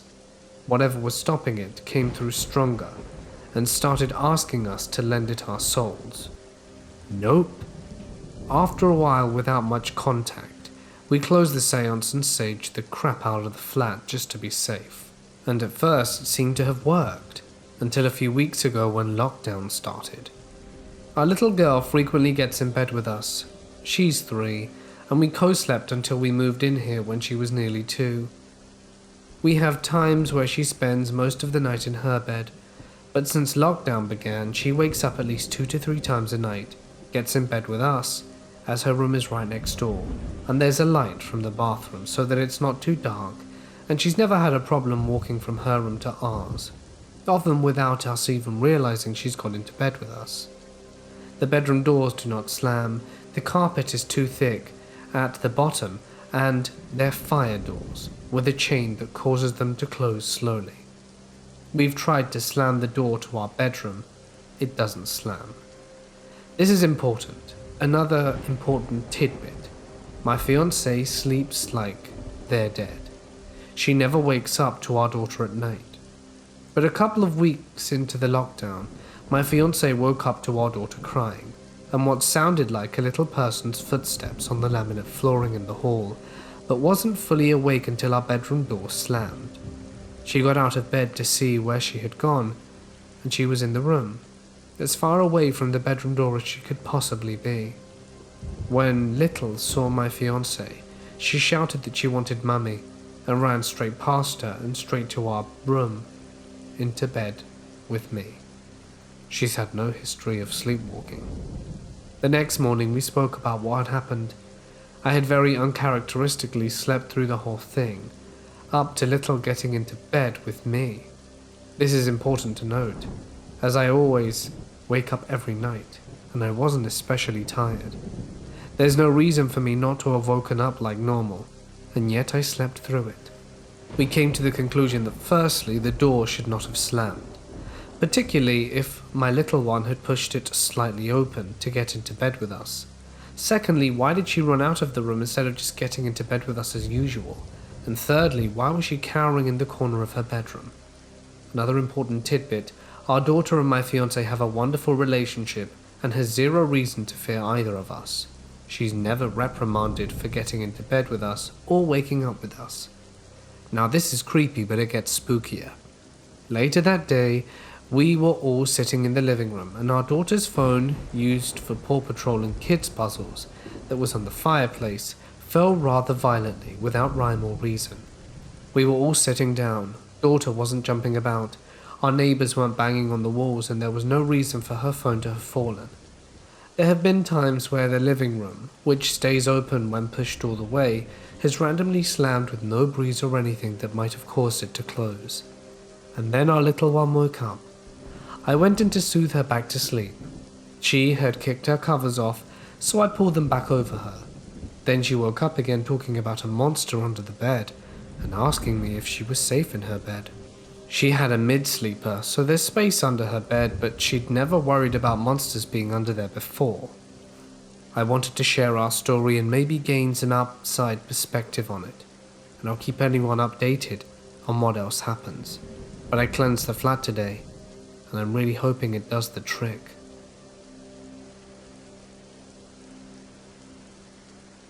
My first job was at a skilled nursing facility. I usually work day shift, but I had picked up night shift because they were so short-staffed. We only had a handful of people working at night, so it was pretty quiet. I'm sitting at the far end of the nurses' station, which is at the end of the back hallway. I hear a call light go off, and I remember thinking it was strange because the resident who lived in the room had end-stage dementia and didn't move much. I go to the room, and the blinds were moving, and the patient looked like she was sleeping. I called her name, and she didn't respond, which was her baseline. But then I put my hand on her shoulder, and she was dead cold. I turned the call light off and turned the light on. She had passed, and from the coolness of her skin and stiffness, I think it had been a while. I then went to find a CNA to help with her. I also figured the blinds were moving because of our old heater that sat under the blinds. I go back to my desk and check the chart for funeral information and such, and the call light goes off again. At this point I thought maybe a CNA was calling me to the room, so I walked back up down to the hallway to look for them.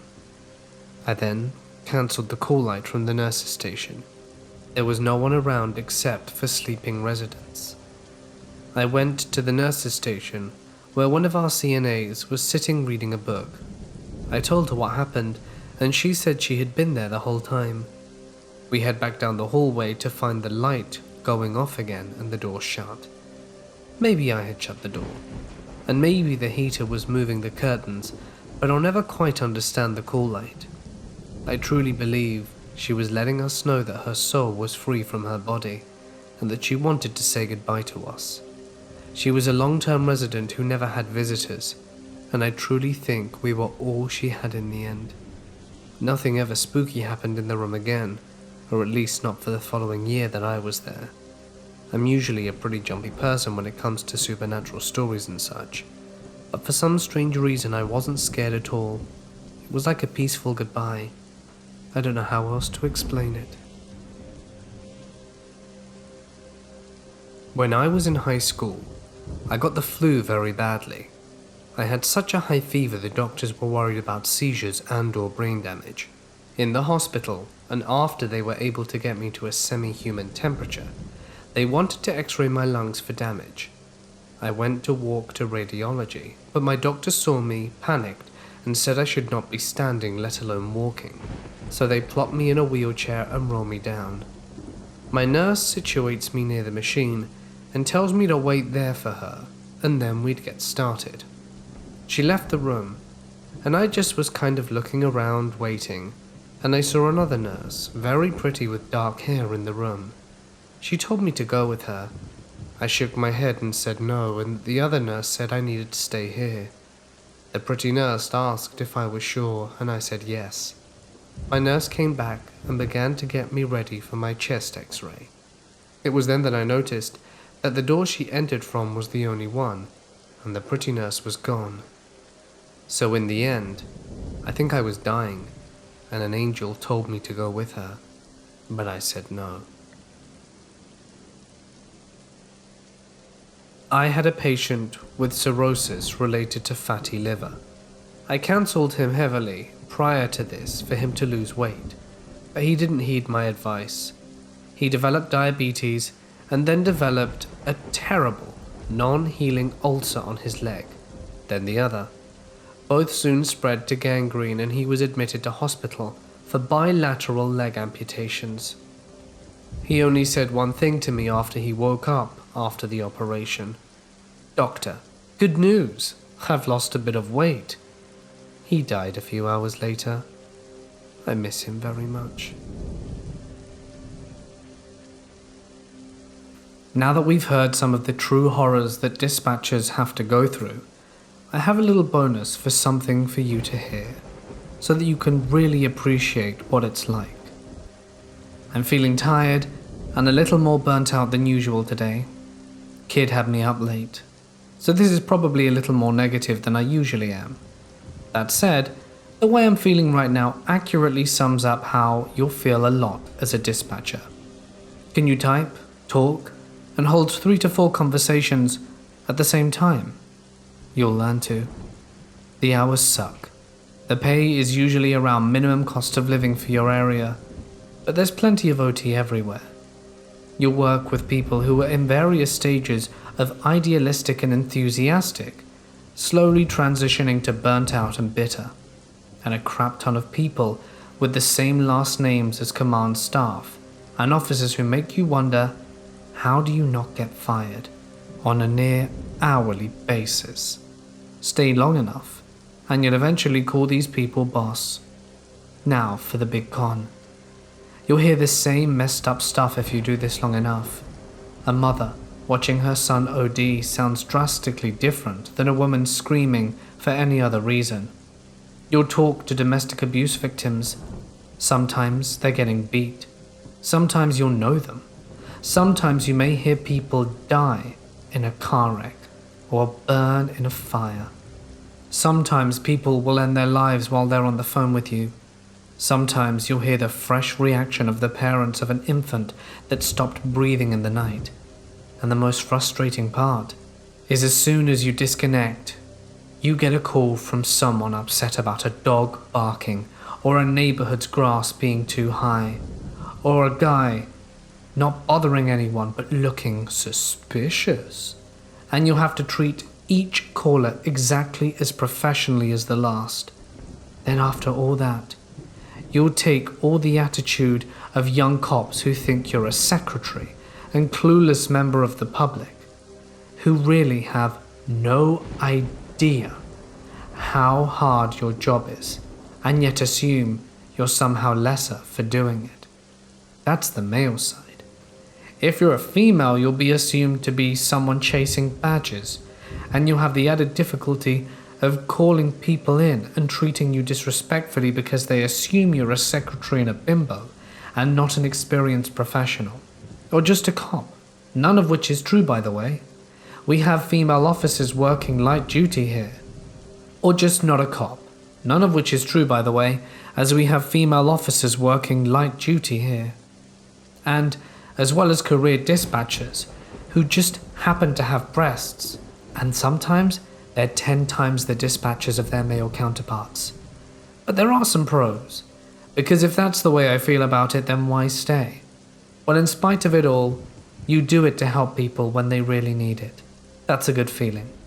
You are sometimes the vital link that leads to taking a bad person off the streets, or getting help for a vulnerable person before someone victimizes them or they hurt themselves. Occasionally you'll meet an older officer who says, "I can't do your job." And you know what? That means a lot. There's also the fact that if you do it, it's a permanent job and there's security for as long as you want it. It's transferable, and with my experience at this point, I'm confident I could move anywhere in the country and find a job that will pay the bills. If only just whenever I want. Typically, emergency response and public safety is resistant to change. That can be a con, but it also means pensions are commonplace and benefits tend to be pretty good. You've also got to consider that you might hear an officer dying while on your radio. Every other call I mentioned pales in comparison. You'll never forget it, and you'll always wonder what you could have done differently, if anything, to change the outcome. Ask yourself if you're the type to be able to handle it and still return home with your family and be present with them. This really isn't for everyone, but if you decide to become a dispatcher, best of luck to you.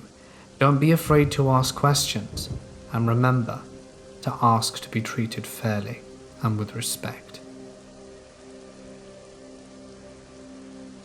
This actually happened at my friend Mackenzie's house, which she had only lived in for about a year or two at the point of the event.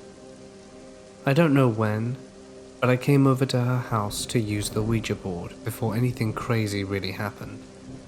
We set up candles, switched off the lights. I even read somewhere online that you can use a silver coin to keep a spirit from sneaking through, so I put one on the board. Literally nothing happened, and we got bored. So we went into the garage to listen to Edgar Allan Poe poetry because it was far scarier. And although nothing happened, I felt like I'd mention us doing this, so you can all scold me in the comments for being stupid and using a Ouija. Just don't get your hopes up, because we continue to do dumb stuff throughout the whole experience. And I thought I'd mention it because this is when we got the name for the ghost. Mackenzie's sister, who is also named Mackenzie, said something about talking to Tibuta, the first woman accused of witchcraft during the Salem witch trials. Me and my friend are dumb and had no clue who Tibuta was, so when weird stuff started happening, we just started calling it Tibuta. If the spirit of the real Tibuta is hearing this now, I'm sorry. Now, for the actual experience. This happened on Friday the 5th, 2016. Mackenzie and I were hanging out and decided we wanted to take some Polaroid pictures in the backyard.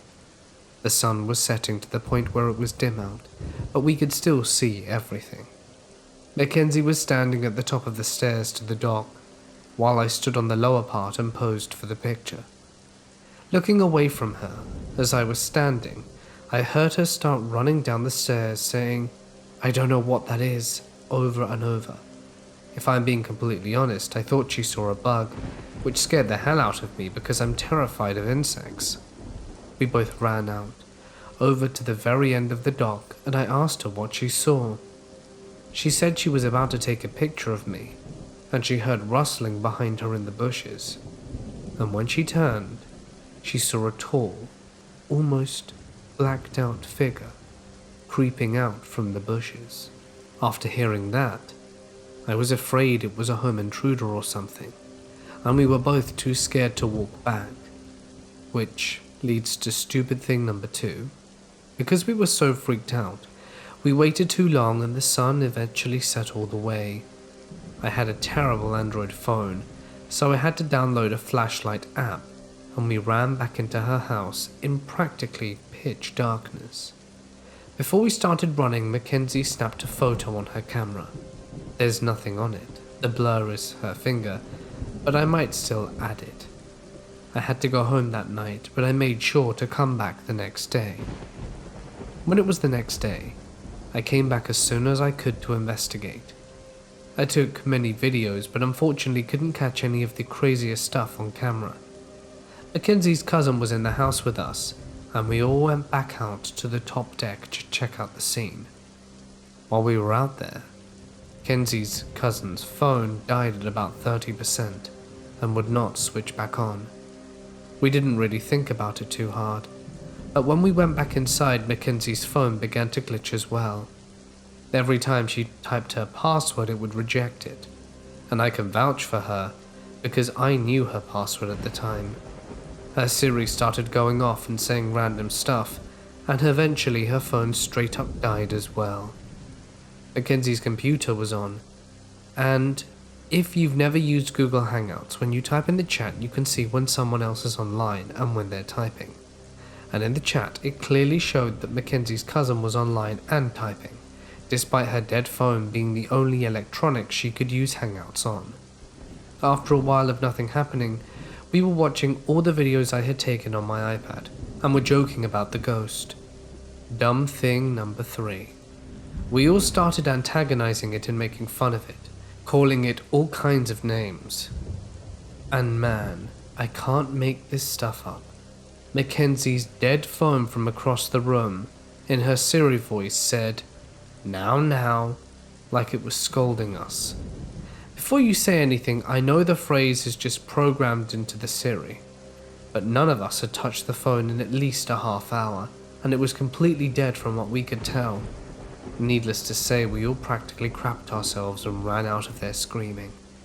Now this is where it gets even weirder. Because we were so freaked out by what happened in the room, we decided to take a walk around the neighborhood to calm down. Since my sister was the oldest in our friend group, Mackenzie wanted to call her because of what happened. When my sister answered the phone, she specifically said the words, "I'm sorry to call you. I'm just too scared to be in my house right now." Literally a week earlier, my sister had a dream in which Mackenzie called her on the phone and said the exact phrase verbatim. In the dream, a group of people had killed and eaten her pet cat, Kahuna, who unfortunately was killed by dogs shortly after this. That wasn't the last time my sister predicted cats dying in her dreams, but that is a whole other subject to tackle on another day. After we told her what occurred in the dream, Mackenzie freaked out, and we ran back to the house and to call the animals out so nothing bad could happen to them. Her mum arrived home as we were all huddling out in the front yard with their cat and pit bull, and she yelled at us. After that, nothing happened for the rest of the day, but odd things would still occasionally happen at her house. I've heard footsteps in her attic, and they actually had a pest control person check up there because of the noise, but there was no proof that anything was living there. I wasn't here for this, but one night Mackenzie was watching Rick and Morty in her room, and her laundry basket just slid across the floor right in front of her. Thankfully, the activity has pretty much dissipated, and nothing that odd has happened in a while, other than the spider bed, but then again, that's another story.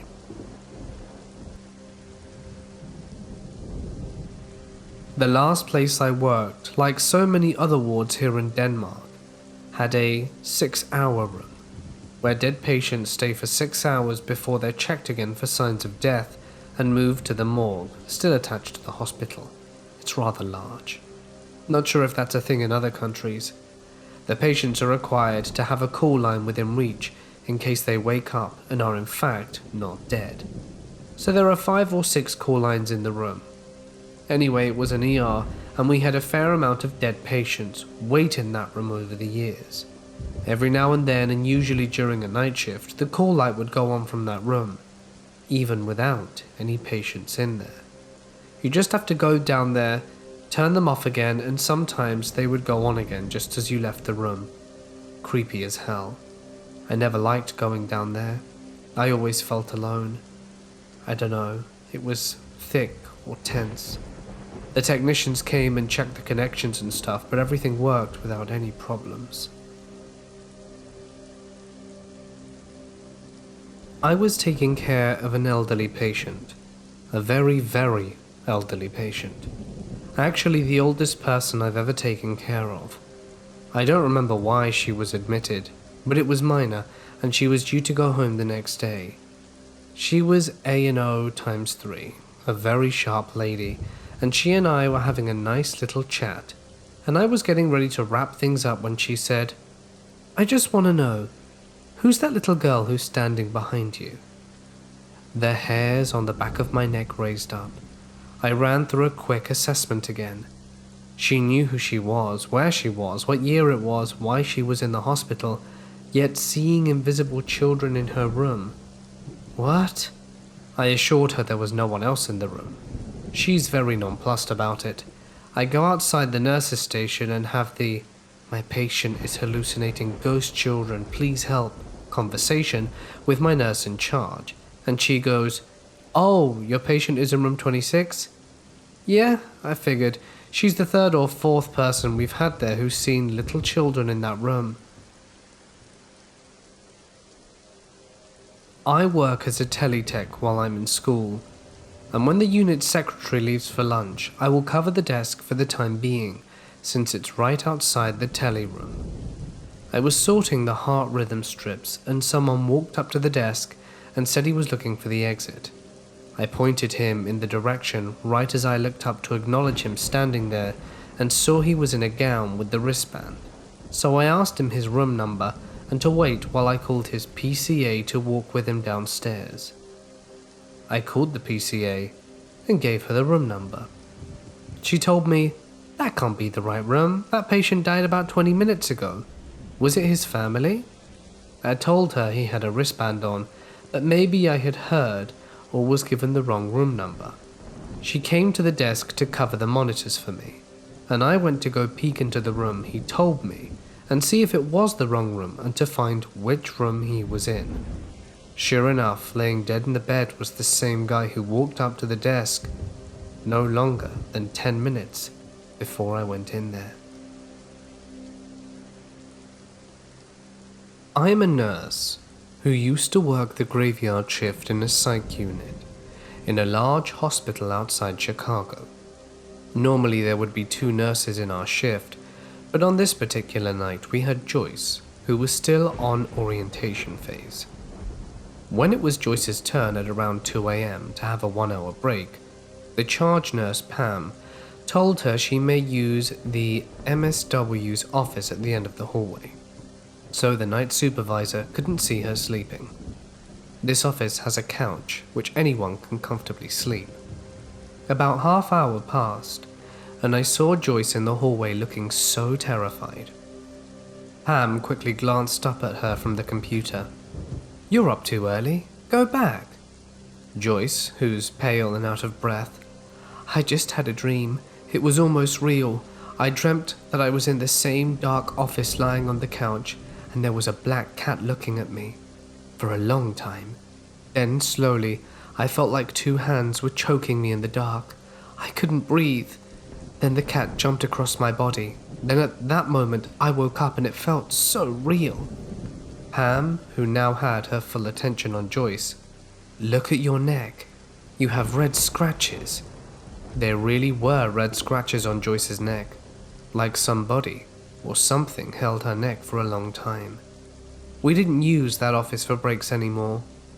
I was in there myself when this happened and couldn't stand the darkness of the room. I felt like someone was watching me always and was never able to sleep at all. I used to work in a hospital built at the turn of the century. Nurses never went on rounds by themselves because something would happen. Banging doors, flickering lights, ghostly whispers, objects moved, you name it, it happened. Generally a rule of death stalks these corridors at night. Lots of reports of dark shadows and patients passing away. Scariest story while I was there? Isolation room at the end of the ward. The patient was visibly impaired and had basically no sight at all anymore. We're doing our rounds after midnight, around 3 a.m, and we hear him talking and having a grand old conversation and laughing. We walk in to find an empty room and our typically never ever confused patient insisting that his friend who died 3 years ago had been visiting him earlier. I was off the next 2 nights. Came back to find out that the patient had passed away at almost the exact time he had been talking to his friend the night before. In the heart of my city, there sits an abandoned hospital. It stood in practice for nearly 60 years before closing its doors for the very last time in 2010. No trespassing signs and private property signs littered everywhere and are on every external wall of the building, encouraging people, of course, to stay out. The city hoped that it would remain untouched. However, that didn't last, as it eventually became a hotspot for teens and young adults to explore and party. It wasn't too long after that rumors of the hospital being haunted circulated around the city.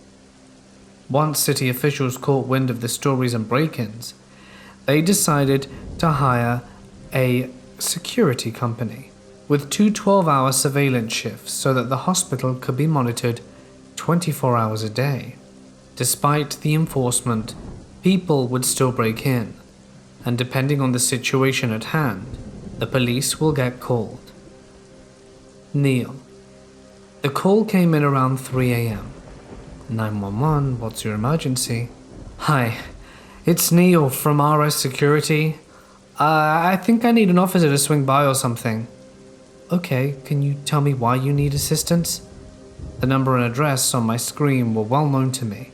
It wasn't out of the ordinary for security to call for backup. I'm at the old hospital and I don't know how to explain it. He sounded nervous, like it was his first time calling. Start from the beginning. We'll take it from there, okay? Oh, okay, well, I was checking the cameras like I'm supposed to do, and I was flipping through them, and I saw some guy standing in the nursery ward. The guy who trained me told me about some crazy dude who likes to hide in there. No one really knows how he gets in. I'm only a week and a half on the job, and it's my first day alone, and he told me that if I see the guy, just scare him out the building, but, Are you still there, Neil? I asked, breaking the sudden silence. Yeah, sorry. I thought I lost one of the feeds, but it's all good. That's okay. So, you were saying that you tried to scare the guy out the building? Then what happened? Oh, I went out to try and find him and kick him out. When I got up there, my flashlight ran out of juice and the lights aren't allowed on because people think the hospital's still open. Anyway, I walk into the nursery ward and I was yelling for him to come out and that if he didn't, I'd get the police involved. And that's when he started laughing. I could barely see anything, so I just followed the sound, and out of nowhere, someone grabbed me by the arm and pushed me to the floor. It all happened so fast, but I could still hear the crazy guy laughing down the hall, so I bolted out of there, and there's no way it was him. Did you recheck the cameras when you got back? Yeah, I looked at them again, and the guy was still there, but there's no one else on that floor. I checked and rechecked. And I know you're probably thinking I'm crazy or something, but I have scratches on my arm from the other person on that floor. There's no way it was the other guy unless he can be in two places at once. There's no way. I could hear the panic in the guy's voice as he spoke through what he encountered. Okay, so the scratches came from someone else grabbing your arm and not the man who was laughing, correct? I asked, making sure I was following what he said. Yes. I could hear his frustration with me. The crazy guy's still there. I'm watching him right now, but the other person in the building is somewhere. Wherever they are, I can't find them with the cameras, and I'm sure as hell not going back up there. The police need to handle it now. Okay, I've dispatched the police, and they should arrive shortly. Are you okay? Do you need paramedics for your arm? No, I don't think so. It stings, but I think I'll be... He cut himself off mid-sentence. Neil? Is everything all right? The man, he's just gone. I've been watching him this whole time, and I looked away for a second at my arm, and he's gone. Wait, where is he? Oh my god. What is it? What's going on, Neil? He's in the stairwell. He's running. What if he's coming for me? What do I do? I don't have a weapon. What do I do? You're in the office, correct? Is the door locked? Get inside. I heard him put down the phone and quickly shuffle to the door, and then he screamed. There was a bang on the door, another scream, and then a thud. And then I could hear footsteps and static infiltrate the line. Neil? I spoke hesitantly into the static, and waited a few seconds until the call was cut off. Police arrived on the scene about a minute after the call ended. Neil was found in the security office, unconscious with a minor injury to his head. When they had asked Neil about what happened, he apparently had no recollection. He said the last thing he remembered was getting to work. The officers swept the entire building looking for two possible suspects, both of which could not be found. They also said they checked every possible entrance that they knew of, but there were no signs of anyone entering the building. To this day, I receive calls from security about the same man in the nursery ward. However, after Neil's incident, they no longer leave their security office and immediately call the police. People still don't know how he gets in, but assume that he's living somewhere within the abandoned hospital. Seems like a good idea to tear down that building. This all happened when we were far younger. We used to play in the front part of the woods and never ventured very far back. This was our play area for years. We never had an issue nor a scare. This area was pretty and well wooded. Well, one day my brother Jimmy, my best friend Sarah, and my brother's best friend Ian are all building a dam in the middle of the small creek that ran through the park and the woods. The boys decided that we were going to head back to Ian's house for some snacks. Sarah and I said that we would stay and finish our camp area. As we are all moving rocks around, I get a very odd feeling come over me. A strange feeling that we're being watched. I immediately think the boys are trying to scare us and just continue with what we're doing. Sarah and I load up some big rocks and head back to the creek and put them down to the dam. I get the feeling again and stand up, and I see something straight in front of me about 30 feet away. I can't make it out because it's behind a bush, but I see a pattern of red and blue. I know that nothing the boys have looks like that. So at this point I'm trying to focus on trying to figure out what it is. As I'm scanning up the bush, I start to realize it's a clown, and I kid you not, my heart started pounding immediately. The clown in my eyes lock. He's wearing a red and blue hat and a reverse patterned blue-red jumpsuit. I grab Sarah's shirt and immediately pull her upright as she notices the man. He's smiling with a full face of makeup and has a huge weapon. We both say nothing, staring at him and the sharp object in his hand. We then break into a run as fast as our little legs can carry us, and he follows. We hear the twigs snapping and the ground crunching, but we're booking it. We run through the front of the woods, through the side of the park, and up to her dead-end street. Ian and Jimmy are 2 houses up from the end and see us running and are screaming what's going on. While running past, we scream a clown and they start laughing. We're still running and screaming for our lives and finally make it to the middle of the street where Sarah's dad Danny is now running out the front door because he hears our screams. We met Danny right at the beginning of the neighbor's house and we were all trying to explain what we'd seen, and he says, "Girls, stop it now, this is ridiculous, what are you talking about?" We try catching our breath. By this time Jimmy and Ian have caught up to us. We are crying and pointing and telling Danny that we saw a clown with a sharp object. Jimmy and Ian are laughing, and Danny is coming and asking if they played a prank on us. About this time, an old yellow Pinto type car comes from the dead-end road, pulls up right next to the sidewalk of the yard we're in, and sure enough, plain as day, it's the clown. No hat this time, but he still had the weapon in hand, and is telling us to come here. Danny starts shoving us towards the house, and he himself is scared and running. The car drives off down the street. We get inside and Danny calls the police. We had to give statements and the police patrolled the neighborhood and the park for a few weeks.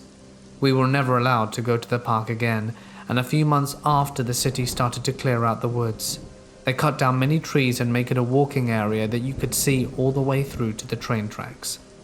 My friend and I used to talk about this many times, up until she passed away. No one would believe what we had seen. It was just so scary. I think they only got to see him because whoever it was had to go down the dead-end street to leave the neighborhood. Either way, this man was not afraid of us, nor the small group of people that gathered from our screaming. He very bravely stopped right in front of us as her father tried to comfort us and calm us down, all while flashing his weapon. We're lucky to be alive. Had it just been one of us left in the woods, which sometimes happened, I don't think there would have been a large group of 4 of us any longer. Sarah's dad stopped drinking that day, and we all ended up with fear of clowns.